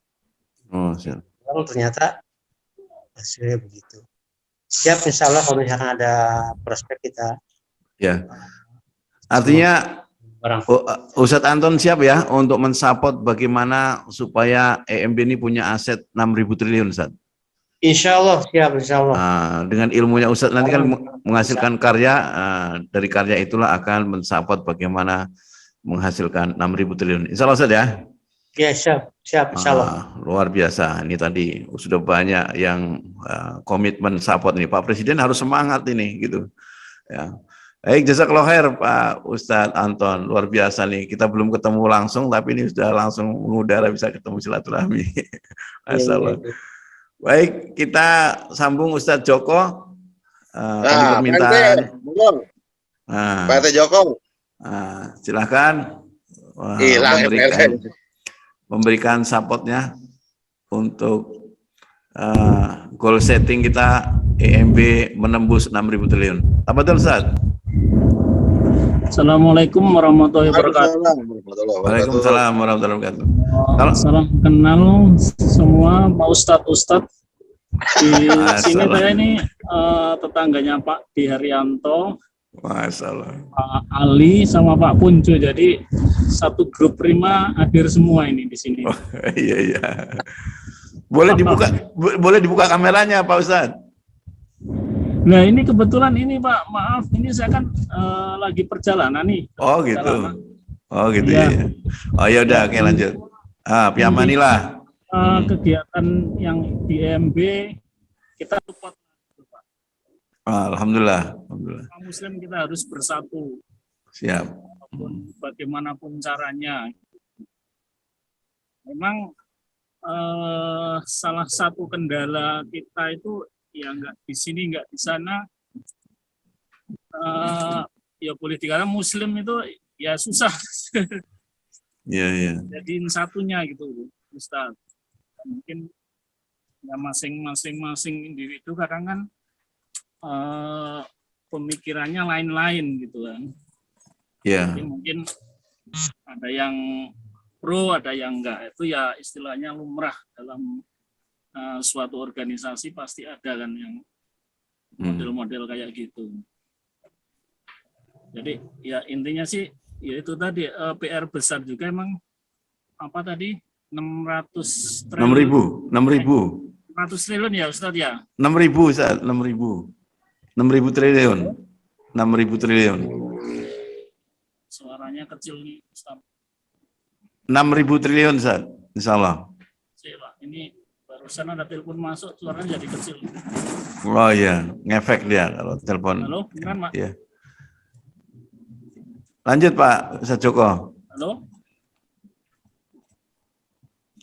Nampaknya sedang terima telepon mungkin Tat. Mungkin gitu. Yang lain. Oh iya. Baik, ini ada rekomendasi lagi Pak Presiden untuk yang berbicara. Ini karena saya tidak kenal semua ini yang hadir. Mungkin Ustadz Pendi ini dari Sukatani Cikarang. Beliau pengusaha di peternakan nih, kambing. Oh ya, masalah. Tafadhol Ustadz Pepen Supendi, silahkan memperkenalkan diri dan tanggapannya tentang acara kita. Mudah-mudahan kita semuanya saling mendoakan supaya sukses semuanya. Tafadhol Ustadz Pepen Supendi, tafadhol. Assalamualaikum warahmatullahi wabarakatuh. Waalaikumsalam warahmatullahi wabarakatuh. Saya sebenarnya bukan di Cikarang, dari Kerawang. Oh Kerawang ya? maaf. Ya. Kerawang. Dan kebetulan sebenarnya saya masih bekerja gitu. Masih status karyawan. Nggak apa-apa. Tapi sudah punya usaha. Di tempat saya kebetulan juga megang, baru-baru kali ini megang DKM masjid gitu ya. Alhamdulillah. Saya setuju dengan pendapatnya tadi Pak Sekjen itu mengenai persatuan umat itu yang kurang ya. Kenapa gitu?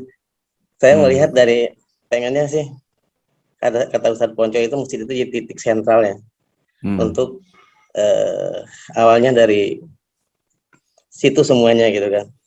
Dan banyak masjid-masjid yang kadang-kadang ini dana masjid itu besar Pak. Saldo masjid sekian juta gitu kan. Tetapi masyarakat di sekitarnya itu masih banyak yang bergelut di dalam bidang-bidang ribawi gitu. Pedagang-pedagangnya di kampung-kampung itu kan masih bank-bank yang keliling itu Pak, bank apa ya, bank emo. Nah, saya kebetulan dengan keluarga ingin menjadikan Masjid Baitul Mal, kemudian ingin masyarakat-masyarakat yang tadinya minjem duit untuk usaha dengan bank-bank seperti itu, kenapa sih masjid punya aset banyak gitu ya, dan ternyata uang masjid itu kebetulan banyak yang tidak amanah juga gitu ya. Artinya tidak amanah itu ada nominalnya dan uangnya ya istilah jadi pinjaman abadi yang pengurus yang nggak dibalik-balikin gitu. Iya. Insya Allah gitu. Nah, kemudian saya berusaha pengen mengembalikan seperti itu aset-aset umat ini seperti wakaf, kemudian zakat, itu sumber daya untuk apa ya? Karena sumber daya kita itu kurang sebenarnya untuk remaja-remaja yang ingin memajukan masjid dengan manajemennya. Karena banyak malah sumber daya kita pemuda-pemuda itu pengennya ke pabrik gitu kerja gitu kan. Tapi kenapa nggak kita biayain dari masjid itu untuk menjadi sumber daya yang bagus dan memanage istilahnya tentang manajemen masjid ini untuk usaha di situ gitu kan. Iya. Itu kan luar biasa. Nah, saya sekarang ini ingin memberdayakan itu. Kita mulai pelan-pelan usaha di bidang itu. Kemudian usaha yang lain saya ya karena rumah saya dekat rumah sakit sana, jadi saya pengen mengembangkan rumah singgah gitu ya. Rumah singgah kebetulan sudah ada 10 ini sama sekalian sama kulinernya gitu, jadi dibuat sendiri. Boleh Zat, kuliner halalan Thayyiban. Nah, itu juga mengenai kayak antar itu bagus juga itu sekarang untuk kalau misalnya jaringannya, sayangnya kan radiusnya 3 kilo juga. Iya, bisa dibuka di Kerawang saat nanti di Kerawang buka ini. Itu bisa saya. Nah, jadi remaja-remaja yang istilahnya pengennya kerjanya ke pabrik kemana, kita diberdayakan di masjid gitu kan, dengan aset yang ada di masjid, kemudian bisnisnya ada di masjid gitu. Nah, itu bisa dengan software seperti itu bisa lebih bagus gitu kayaknya. Siap. Itu aja sih mungkin. Katanya pengen di sini bergabung di MB ini ya satu ya sama-sama pengen mencari ilmu, banyak lihat-lihat yang sebidang gitu, ingin support juga soalnya gitu. Insyaallah. Ya. Siap. Ya, jazakallahu khair Ustadz Pepen. Ini luar biasa pandangannya tadi tentang masjid ya. Jadi itu seorang pengurus masjid yang visioner kalau menurut saya. Jadi memang masjid harus jadi pusat kegiatan umat gitu ya. Nah, saya sempat merenung, artinya merenung itu mengkaji dengan literasi-literasi yang ada di kita. Jadi salah satu kurikulum ataupun sistem yang diberikan oleh Allah itu kan sebenarnya lewat khutbah gitu ya, dalam khutbah itu. Cuman, nah ini menjadi autokritik kita. Apakah materi khutbah kita ini memang sudah disampaikan secara terstruktur gitu, Zat? Artinya ngikutin kurikulum yang telah disiapkan oleh Allah dan Rasulnya. Atau lebih mengerti kecil sedikit lagi, ayat-ayat wasiat itu apakah betul-betul sudah dipahami oleh jamaah? Itu menurut saya perlu ada, kalau kita training itu ada kuesioner, apakah jamaah sudah terima ya, peserta training sudah paham gitu. Nah, ini yang menurut saya harus barangkali kita diskusikan gitu. Jadi materi-materi khutbah ini kan adalah salah satu pesan atau nasihat sakral yang harus disampaikan kepada umat gitu. Nah, jadi kalau materi khutbahnya menurut saya enggak terstruktur ataupun tidak membentuk peningkatan kualitas SDM, ini yang menurut saya harus diperbaiki gitu. Jadi materi-materinya itu. Belum, selain itu tentunya kegiatan taklim yang ada di masjid ini mudah-mudahan menyatukan hati. Nah, mengenai saya pengen mencari yang buka training untuk manajemen masjid gitu. Pengen untuk remaja-remaja untuk bisa belajar tentang dari manajemen yang ekonomi ke manajemen ekonomi masjid gitu kan. Oh iya. Karena di situ paling besar juga, karena amanah antara wakaf, infak, umat itu harus tercatat dengan bagus istilahnya kan. Iya. Itu akan jadi pertanyaan nanti di hadapan Allah kalau kita sebagai pengurus masjid tidak punya catatan yang karena itu akan dipertanggungjawabkan juga oleh pengurus DKM kayak gitu. Iya, betul Ustaz. Pengennya gitu. Nanti kita coba, kita kan ada tadi saya sampaikan Pusdiklat Utsman bin Affan gitu ya. Nanti salah satunya kita juga bagaimana menyediakan pelatihan yang bermanfaat bagi kemaslahatan umat. Jadi kita siapkan ada perpustakaan, ada Pusdiklat gitu kan. Kemudian ada Mantap TV. Ini sebagai salah satu apa yang bisa kita berikan. Jadi menuju 10 juta manfaat itu dengan apa yang kita punya gitu. Nah, mudah-mudahan semakin banyak yang menerima manfaat dan semakin banyak yang paham bahwa Islam ini udah sempurna, tinggal kita menerapkan atau tidak sistemnya gitu ya. Tadi udah disampaikan oleh para narasumber ataupun peserta malam hari ini. Tinggal kita rangkai, dan kalau kita pahami semua, jamaah masjid pahami, saya yakin kejayaan itu akan kita raih kembali gitu ya. Syukran Ustaz, mudah-mudahan nanti bisa lanjut ya. Kita setelah bukan hanya acara di sini saja, tapi ada tindak lanjut bagaimana nanti mengerucut menuju ini tadi ya. Sama-sama sukses menuju ya. Jadi pengen saya ikut terus, cuma ya saya kebetulan saya ini lagi di Kalimantan, lagi kerja di Kalimantan. Kalimantannya mana, Zat? Di Kalimantan Timur, di Balikpapan saya. Masya Allah, iya. Ya, di situ ada pesantren besar nih, pesantrennya Ustadz Anton itu, Hidayatullah Balikpapan itu. Itu boleh mampir di situ. Itu dimulai pendirinya 5 orang, salah satunya Allahyarham Ustadz Abdullah Said. Itu 5 orang merintis dari hutan. Yang tadinya hutan sekarang sudah 200 hektar, ada sekolah dari TK sampai sekolah tinggi gitu. Itu luar biasa. Nah, kalau mestinya kita juga bisa berkarya kan gitu kan. Ya betul. Kalau tadi hutan aja bisa menjadi peradaban, apalagi kita yang sudah ramai, sudah punya masjid, sudah punya jamaah gitu. Insya Allah Ustaz, semangat semuanya. Ya, amin. Ya, Pak Presiden, ada lagi rekomendasi yang perlu memberikan? Ini ada Pak Ahmad Suprianto, Pak Agus, ini Pak Aroroan, ini silahkan kalau ingin Pak Dani Rahmat, Pak Yusuf, Ibu Sarifah, silahkan kalau ada pertanyaan atau support untuk hal ini atau koreksi supaya goal setting kita tadi dari beberapa potensi insya Allah bisa tergambar ya. Kata Albert Einstein, semua yang dibayangkan bisa terwujud. Tafadhol Ustadz Anton barangkali.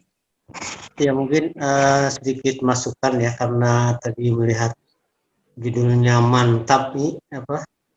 Mantap ini kan makanan toyib ya Pak? Awalnya gitu Ustadz. Jadi sedikit saya jelaskan mantap itu, tapi setelah kita dalami terus, ternyata kata mantap dalam Al-Quran itu ada dalam Al-Baqarah 260. Jadi ketika Nabi Ibrahim minta kemantapan hati sama Allah itu, kalau nggak kurang yakin, coba cincang itu, burung itu 4 ekor, sebarkan, pisahkan ke 4 gunung. Nah itu ada kata mantap di situ Ustaz. Itu yang memang awalnya kita memang bagaimana mantap itu menyediakan pangan halal thayyiban dari hulu sampai hilir gitu ya. Tapi kemudian kita renungkan lagi, oh ternyata semua ilmu harus dengan kemantapan. Itu kalau kita mau meniru ilmunya Nabi Ibrahim. Itu Zat. Silakan lanjut Zat ya. Ini terkait dengan masalah makanan halal ya Ustaz ya. Kebetulan saya di Purwakarta ini jadi dapat amanah sebagai ketua Juleha Purwakarta. Alhamdulillah. Juru sembelih halal Purwakarta. Juru sembelih halal ya. Juleha. Tiap kota ada ya, Bekasi, Karawang, Bandung, semua ada ya, di provinsi. Nah kebetulan juga kita sedang menggodok satu rencana agar mana dari yang paling kecil kita mulai dari RPA halal rumah potong ayam halal gitu. Siap. Yang jadi ini tambahan masukan untuk teman-teman EMB. Bagaimana misalkan di Bekasi kita buka satu kesepakatan teman-teman Bekasi, semua teman-teman EMB beli ayam ke suatu tempat yang sudah katakanlah ya sesuai dengan ya tata cara yang Islami lah ya. Jadi saya kira mungkin sehari bisa mungkin 100-200 ekor itu ya. Kalau terus menyebar berburu terus, itu mudah-mudahan one day jadi satu RPA yang besar, jadi dari ayam saja begitu. Yang lain. Siap. Mungkin masukkan saja barangkali. Iya. Itu kan kalau RPA yang lengkap Pak Ustadz, lumayan juga investasinya itu. Itu saya pernah berkunjung ke PT GIS di Jombang itu, yang sampai ada pembekuannya, istilahnya frozennya gitu kan, dari itu kayaknya kan semacam pabrik juga gitu. Itu ya. Pak Anton ada gambaran nilainya berapa itu investasinya? 2 tahun lampau kita juga ikut setting start di Purwakarta, PT Ponti itu daerah Purwakarta ke arah Subang, itu 6.000 ekor per jam itu pemotongan. Filipina. Itu kan memang jangka panjang ya. Oh ya. Kalau yang ini kan kita bertahap dari semua elemen EMB yang punya komitmen makan ayam halal itu dikondisikan. Nah, kita buat RPA ini kecil mungkin di satu kota di Bekasi di tempat mana misalnya di Tambun apa gimana, nanti buat untuk kapasitas katakanlah 100 ekor sehari gitu. Coba kita jalanin, kan lama-lama mungkin saya rasa kalau masalah nilai ya Allah kan maha kaya ya. Iya, siap. Jadi kalau kita niatnya sudah pantas diberi Allah ya dikasih sama Allah gitu. Amin. Siap. Gitu. Siap. Masukkan aja untuk ini. Siap, dicatat ini masukannya. Insya Allah ini juga bagian dari planning mantap ini, kita menyediakan tadi ayam yang halal atau iban gitu. Jazakallah khair. Ya. Ada lagi kira-kira Ibu Saripah, Pak Yusuf, Pak Rahmat, pertanyaan, masukan, silahkan. Ini waktu sudah menunjukkan pukul 10.38. Assalamualaikum, Ustaz. Tafadhol. Ustaz. Maaf nih tadi agak telat jadi nggak bisa mengikuti penjelasan awal-awal dari Pak Ustadz Hadi ini. Oh, saya ingin tanya, sejauh ini Mantap Education ini aktivitasnya sudah apa aja Pak Ustadz ya? Sekarang ada bukan pemisahan ya, pengkhususan. Jadi kalau Mantap Education ini setelah kita dalami ayat Al-Baqarah ayat 168 itu, ya Yohanes kulu miyafil ardi halalan thayyibah wala tatabi'u khutuwati syaiton innahu lakum aduwwum mubin. Nah, kita salah satu pengawas kita itu dari beliau tinggal di Jogja, beliau pernah tinggal di New Zealand. Beliau itu pergaulannya sudah internasional. Beliau sampaikan begini, sebenarnya di luar negeri itu banyak saudara-saudara kita yang sedang melakukan pencarian. Artinya orang-orang yang sedang melakukan pencarian, dia ateis, dia belum punya agama, melakukan pencarian, apa sih kebenaran keyakinan yang benar. Nah, dari situ kita Mantap Education ini sekarang kita float untuk memberikan edukasi jalan tadi wala tatabi'u hati syaiton itu, kita memberikan jalan menuju hidayah gitu. Jadi Mantap Education khusus untuk mengarahkan ke sana. Sedangkan untuk pelatihannya, pendidikan pelatihannya kita ada namanya Pusdiklat Utsman bin Affan. Kemarin rancangannya pesantren, cuman karena undang-undang sepertinya berat kalau kita ngangkat pesantren, dan pesantren di Indonesia ini sudah cukup banyak, 27.600 kalau nggak salah ada di pesantren. Nah, tinggal kita siapkan pusdiklatnya saja menurut kami, analisa kami gitu. Jadi kegiatannya itu, Ustaz. Nah, jadi pusdiklat sendiri selama ini kita memberikan pelatihan gratis kepada anak-anak muda yang pengen mendalami tentang pangan halal thayyibah, pengen mendalami koperasi syariah, pengen mendalami tentang manajemen, leadership, entrepreneurship, itu bagi yang mereka tidak mampu kita berikan gratis. Memang ya kita tidak bisa menampung banyak, kadang 5, kadang 10, apalagi sekarang pandemi kita, asrama kita juga belum jadi. Gedung kita juga ini masih baru DP 16 juta, sementara kita harus lunasin sekitar 350 juta, maka kita coba berusaha menebarkan kebaikan, mudah-mudahan nanti Allah berikan rezeki untuk melunasi gedung ini. Jadi itu Pak Yusuf yang kita lakukan. Jadi selain edukasi yang lainnya kepada masyarakat, seperti seminar online, apa semuanya untuk memberikan kesadaran pentingnya umat Islam memperhatikan pangan halal thayyibah, memahami halal thayyibah dari hulu sampai hilir, ini juga kita lakukan kegiatan daripada perkumpulan masyarakat peduli pangan halal thayyib. Nah, kemudian kita juga ada perpustakaan Utsman bin Affan, kita memberikan silahkan siapa yang mau belajar atau mau baca literasi yang ada di kita sediakan secara gratis. Kemudian ada Mantap TV juga untuk edukasi secara visual, visual kita berikan seperti edukasi yang lalu memotong lele yang halal thayyibah, yang artinya bersih, darahnya betul-betul bersih, itu juga alhamdulillah sudah ditonton hampir 4,5 juta orang gitu kan. Jadi podcast itu juga kita alhamdulillah tadi dapat laporan podcast kita termasuk terbaik di Nigeria 104 ya, 106 atau 104?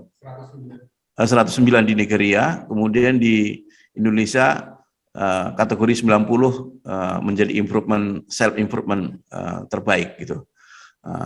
Jadi ada Instagram juga Mantap Official ya, Mantap Official.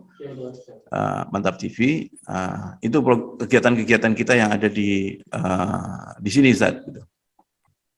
Gimana Pak Yusuf? Ada yang ditanyakan lagi? Kalau tadi yang infak, wakaf harian tadi seperti apa? Iya, jadi yang wakaf harian itu teman-teman yang punya semangat, yang setelah kita edukasi untuk penyempurnaan iman ini, mereka ya sudah mampunya berapa, ternyata kita sepakati Rp2.000 per hari gitu ya. Jadi ya sudah, kita ada yang wakaf Rp2.000 per hari, 60.000 per bulan, 730.000 per tahun. Ada juga yang per meter gitu. Jadi kayak gedung ini kita lelang per meter 3 juta. Tapi ini belum banyak kalau yang per meter. Yang 2.000 per hari pun belum nyampe 100 orang itu. Terus sedikit. Itu tapi cara gabungnya gimana kalau mau ikut yang wakaf harian itu? Ya, dulu kita sempat kerjasama sama Pak Erman yang ahli IT itu kan. Cuman IT-nya berubah-ubah, jadi akhirnya sekarang manual. Jadi yang harian bukan nggak jalan, ditingkatkan menjadi per bulan. Jadi anggota itu ya wakaf per bulan 60.000 gitu. Cuman memang belum juga bentuk aplikasi, karena ini masih sebagai unit dari perkumpulan masyarakat peduli pangan halal thayyib. Beberapa hari yang lalu kita mau lembagakan, sudah nelpon ke kantor Badan Wakaf, ini cuman responnya masih belum dapat respon. Jadi ini masih menjadi salah satu unit dari perkumpulan masyarakat peduli pangan halal thayyib. Ke depan memang kita ingin lembagakan supaya berdiri sendiri pusat wakaf abadi gitu. Jadi sederhananya daftarnya ya, saya ingin member, ya sudah nanti tiap bulan mau tanggal berapa kita ingatkan. Misalnya ada yang tanggal 5, ada yang tanggal 10 gitu kan. Kalau lupa kita ingatkan gitu. Gitu Ustaz. Kalau unit usahanya sendiri sudah ada belum dari Mantap ini? Unit usahanya alhamdulillah ini ada frozen food yang produknya adalah ikan lele instan, ada lele instan, ada gurame instan, nila instan, sama mujair. Jadi baru 4 produk nih, baru 4 produk. Memang target kita nih di September ya. September kita mau meluncurkan ayam frozen juga. Cuman ini masih ada beberapa pertimbangan. Ya ujung-ujungnya memang terkait modal. Mesin pencabut bulu sudah siap, cuman masih di finansial yang masih kurang. Jadi kalau yang sudah jalan ini tadi produk, ada lele instan mantap, ada nila, gurame sama mujair gitu. Dulu Itu kalau juga nggak salah ada bakso yang di Mutiara Gading itu. Ya, sekarang sudah manajemen masing saat. Jadi beda. Ya, itu menjadi unit usahanya pesantren Ashabul Kahfi gitu. Oh iya iya. Jadi sekarang itu Ashabul Kahfi sudah punya yayasan sendiri. Dulu kan yayasannya gabung dengan Hidayatullah Islamic Center Bekasi. Iya. Hidayatullah Islamic Center Bekasi sudah di Bakung sudah sendiri, kemudian di di Kampung Gebang itu sendiri. Saya ngerintis Pusdiklat ini manajemen juga tersendiri gitu, Ustaz. Ya. Makasih banyak Tat informasinya. Ya, jazakallahu khair Pak Yusuf. Semoga bisa bergabung nih. Insya Allah Tat, insya Allah. Karena ya bukan ketar-ketir ya kalau kita ya bismillah kita berserah diri sama Allah, ikhtiar maksimalkan. Gedung ini ya sudah dikejar sama ownernya minta dilunasin, tapi ya sudah kita pokoknya tebarkan kebaikan sebanyak mungkin. Maka ini tadi kita rancang tahun ini menyebarkan 10 juta manfaat bagi orang yang mudah-mudahan nanti Allah yang akan membalas lebih baik gitu. Silahkan yang lain kalau ada yang ingin disampaikan. Pak Presiden.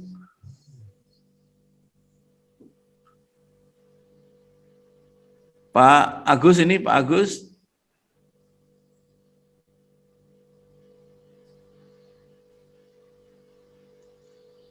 Ada Pak Agus, ada Pak Aroroan, ini siapa nih? Boleh perkenalkan?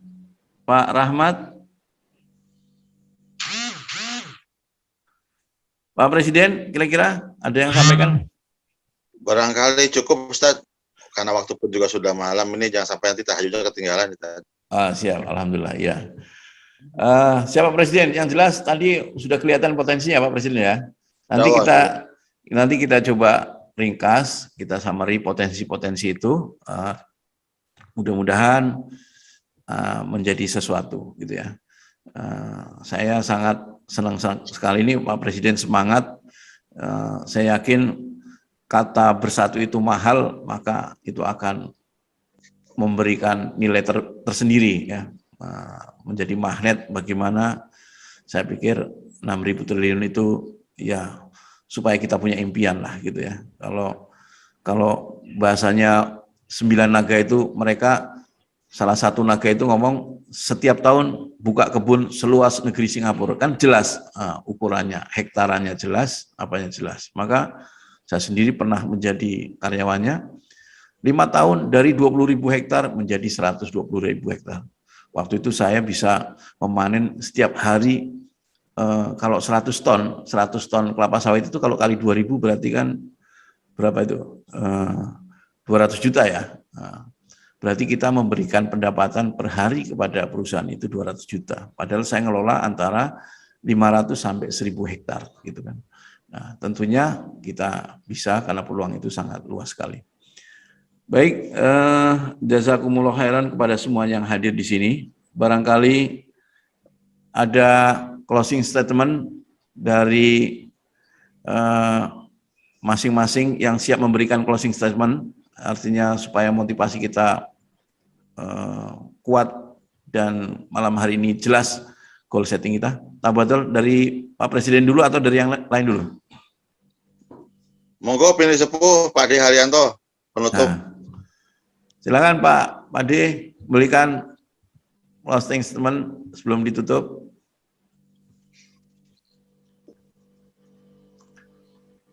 Monggo Pak Haji. Mungkin dari saya dikit aja Pak Ustadz. Ya. sebelum menginjak ke closing, saya pertanyaan dulu sedikit. Boleh. Mengenai yang dana hibah tadi, itu ada nomor rekeningnya enggak Pak Ustadz? Wakaf. Wakaf. Ya, wakaf. Alhamdulillah ada. Cuman ini nanti kan ada perubahan dari BNI Syariah ke Bank Syariah Indonesia. Saya belum urus. Kemarin sih masih bisa di transfer gitu. Cuman saya belum telepon karena antriannya cukup panjang terus. Nanti saya kabari Pak Haji. Ini Pak Ustadz, maksud saya bila mana ada yang mau ikut wakaf, jadi nggak usah datang ke sana, cukup transfer aja gitu. Yang penting rekeningnya di share gitu. Siap Haji, nanti saya share, insya Allah. Cuman ini maksud saya ini masih migrasi ke Bank Syariah. Nanti saya tanya dulu ke banknya apakah masih bisa, karena atas nama tadi perkumpulan atas nama masyarakat peduli pangan halal thayyib itu rekeningnya. Silakan konseling sistemnya Pak Haji.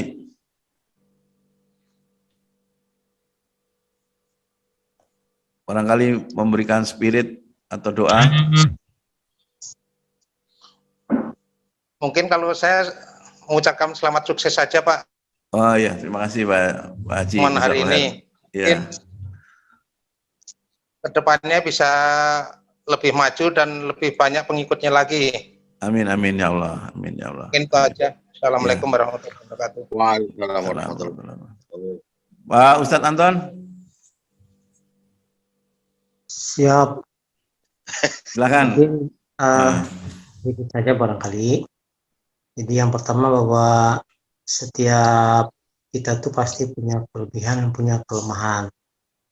Nah, ketika kita sama-sama menyadari hal tersebut, kemudian kita ikat dengan sebuah visi misi yang mulia, maka insya Allah akan terbentuk sinergi.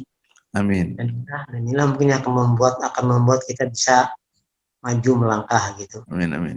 Tadi saat Mas Hadi mengatakan 6.000 triliun, itu kan kayak orang ini ya, orang dari rumah sakit Sumber Waras itu ya. Tapi kalau kita betul-betul niat, itu ya ada yang tidak mungkin begitu. Amin amin. Siap. Jazakallahu khair Ustaz. Ya, amin. Pak Ustadz Ponco barangkali, Ustadz masih monitor? Atau Pak Yusuf dulu? Kalau dari saya yang jelas insya Allah memberikan support yang terbaik dan yang pasti mendoakan yang terbaik lah buat kepentingan umat Islam, buat kepentingan kita semua. Mudah-mudahan Allah memudahkan dan memberikan kesuksesan kepada kita semua. Amin amin. Amin. Ya. Baik, jazakallahu khair Pak Ustadz Yusuf. Pak Ustadz Yusuf Wibisono masih monitor? Iya Pak, intinya saya siap mensupport dengan amin, alhamdulillah. Dan itu Bapak-bapak. Alhamdulillah. Waalaikumsalam warahmatullahi wabarakatuh. Pak Ustadz Pepen masih monitor Pak Ustadz Pepen? Ya, dari saya cuma sedikit aja. Tidak ada yang tidak mustahil asal kita yakin. Amin. Ya. Pasti akan Allah yang tinggal guna aja pasti akan terlaksana. Dan saya support sepenuhnya, insya Allah. Jazakallahu khair Pak Ustadz Pepen ya. Ya. Pak Ustadz Ponco barangkali masih monitor. Ibu Siti atau Bu Nur Hasanah dulu sebelum Pak Ustadz Ponco.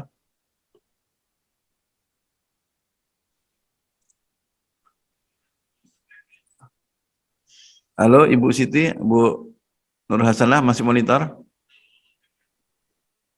Oh iya. Ya. Gimana Bu?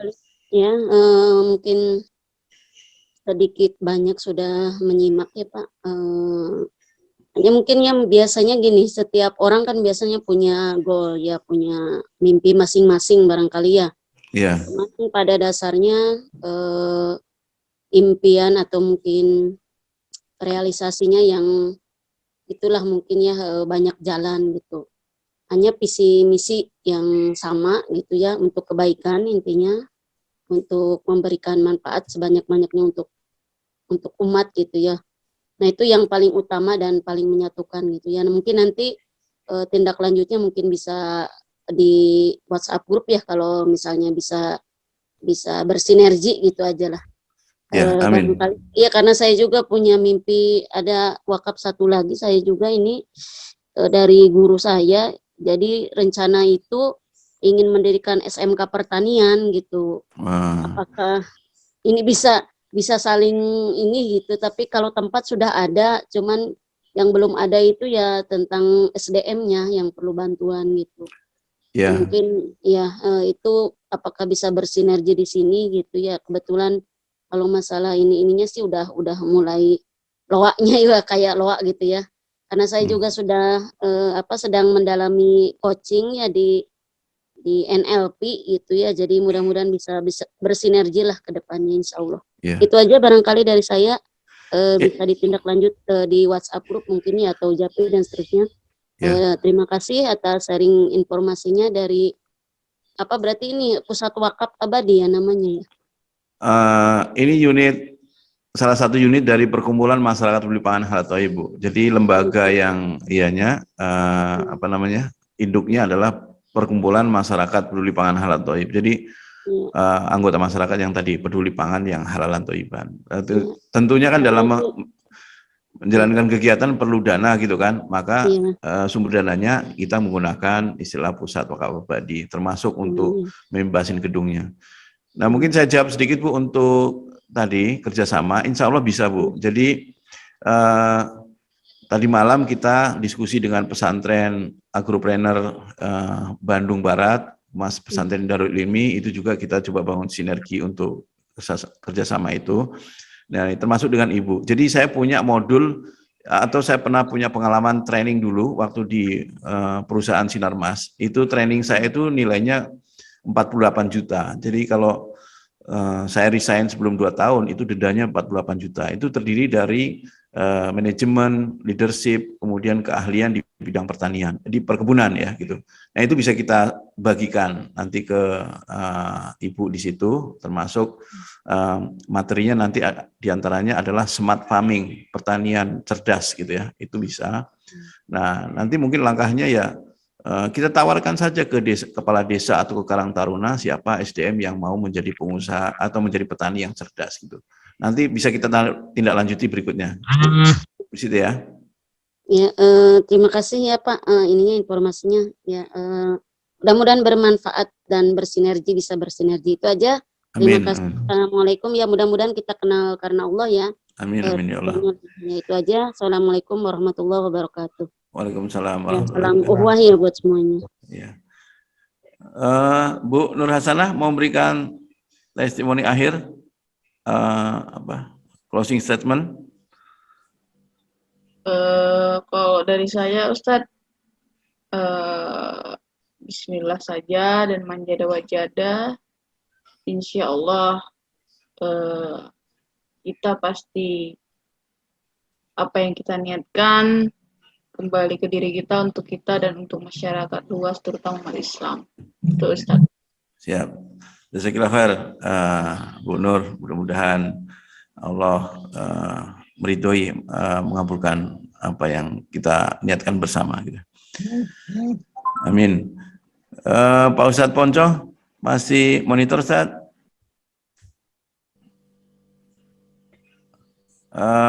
Mungkin beliau sedang sibuk.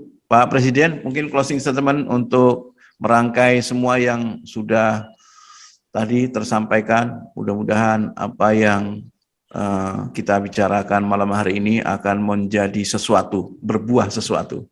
Tak betul Pak Presiden?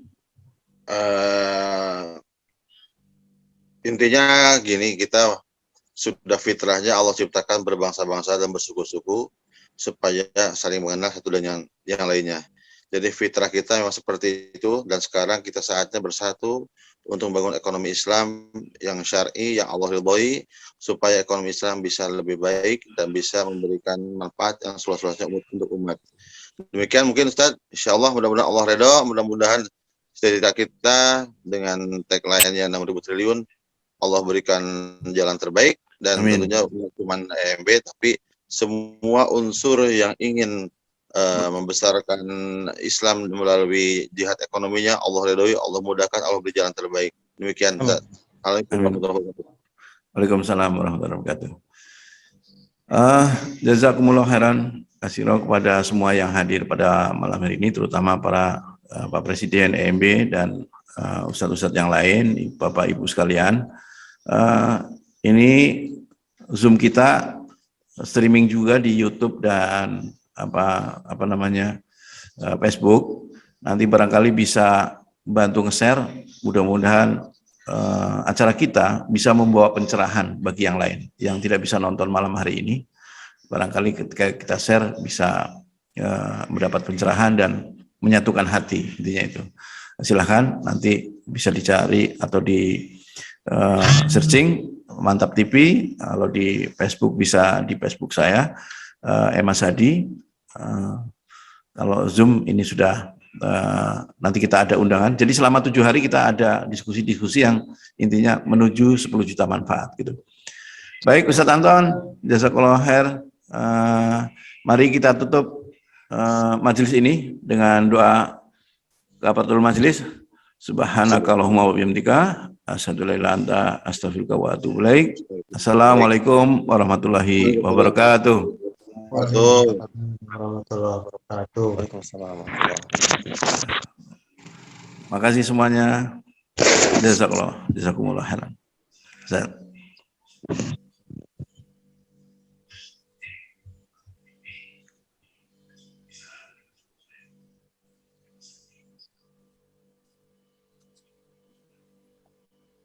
Pak Bo nanti ditunggu ya, ininya jamunya. Ya, nanti saya bantu.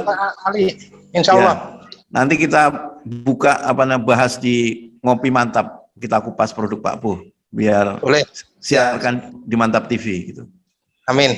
Biar tambah laris mendunia. Ya, siap. Assalamualaikum warahmatullahi wabarakatuh. Waalaikumsalam warahmatullahi wabarakatuh.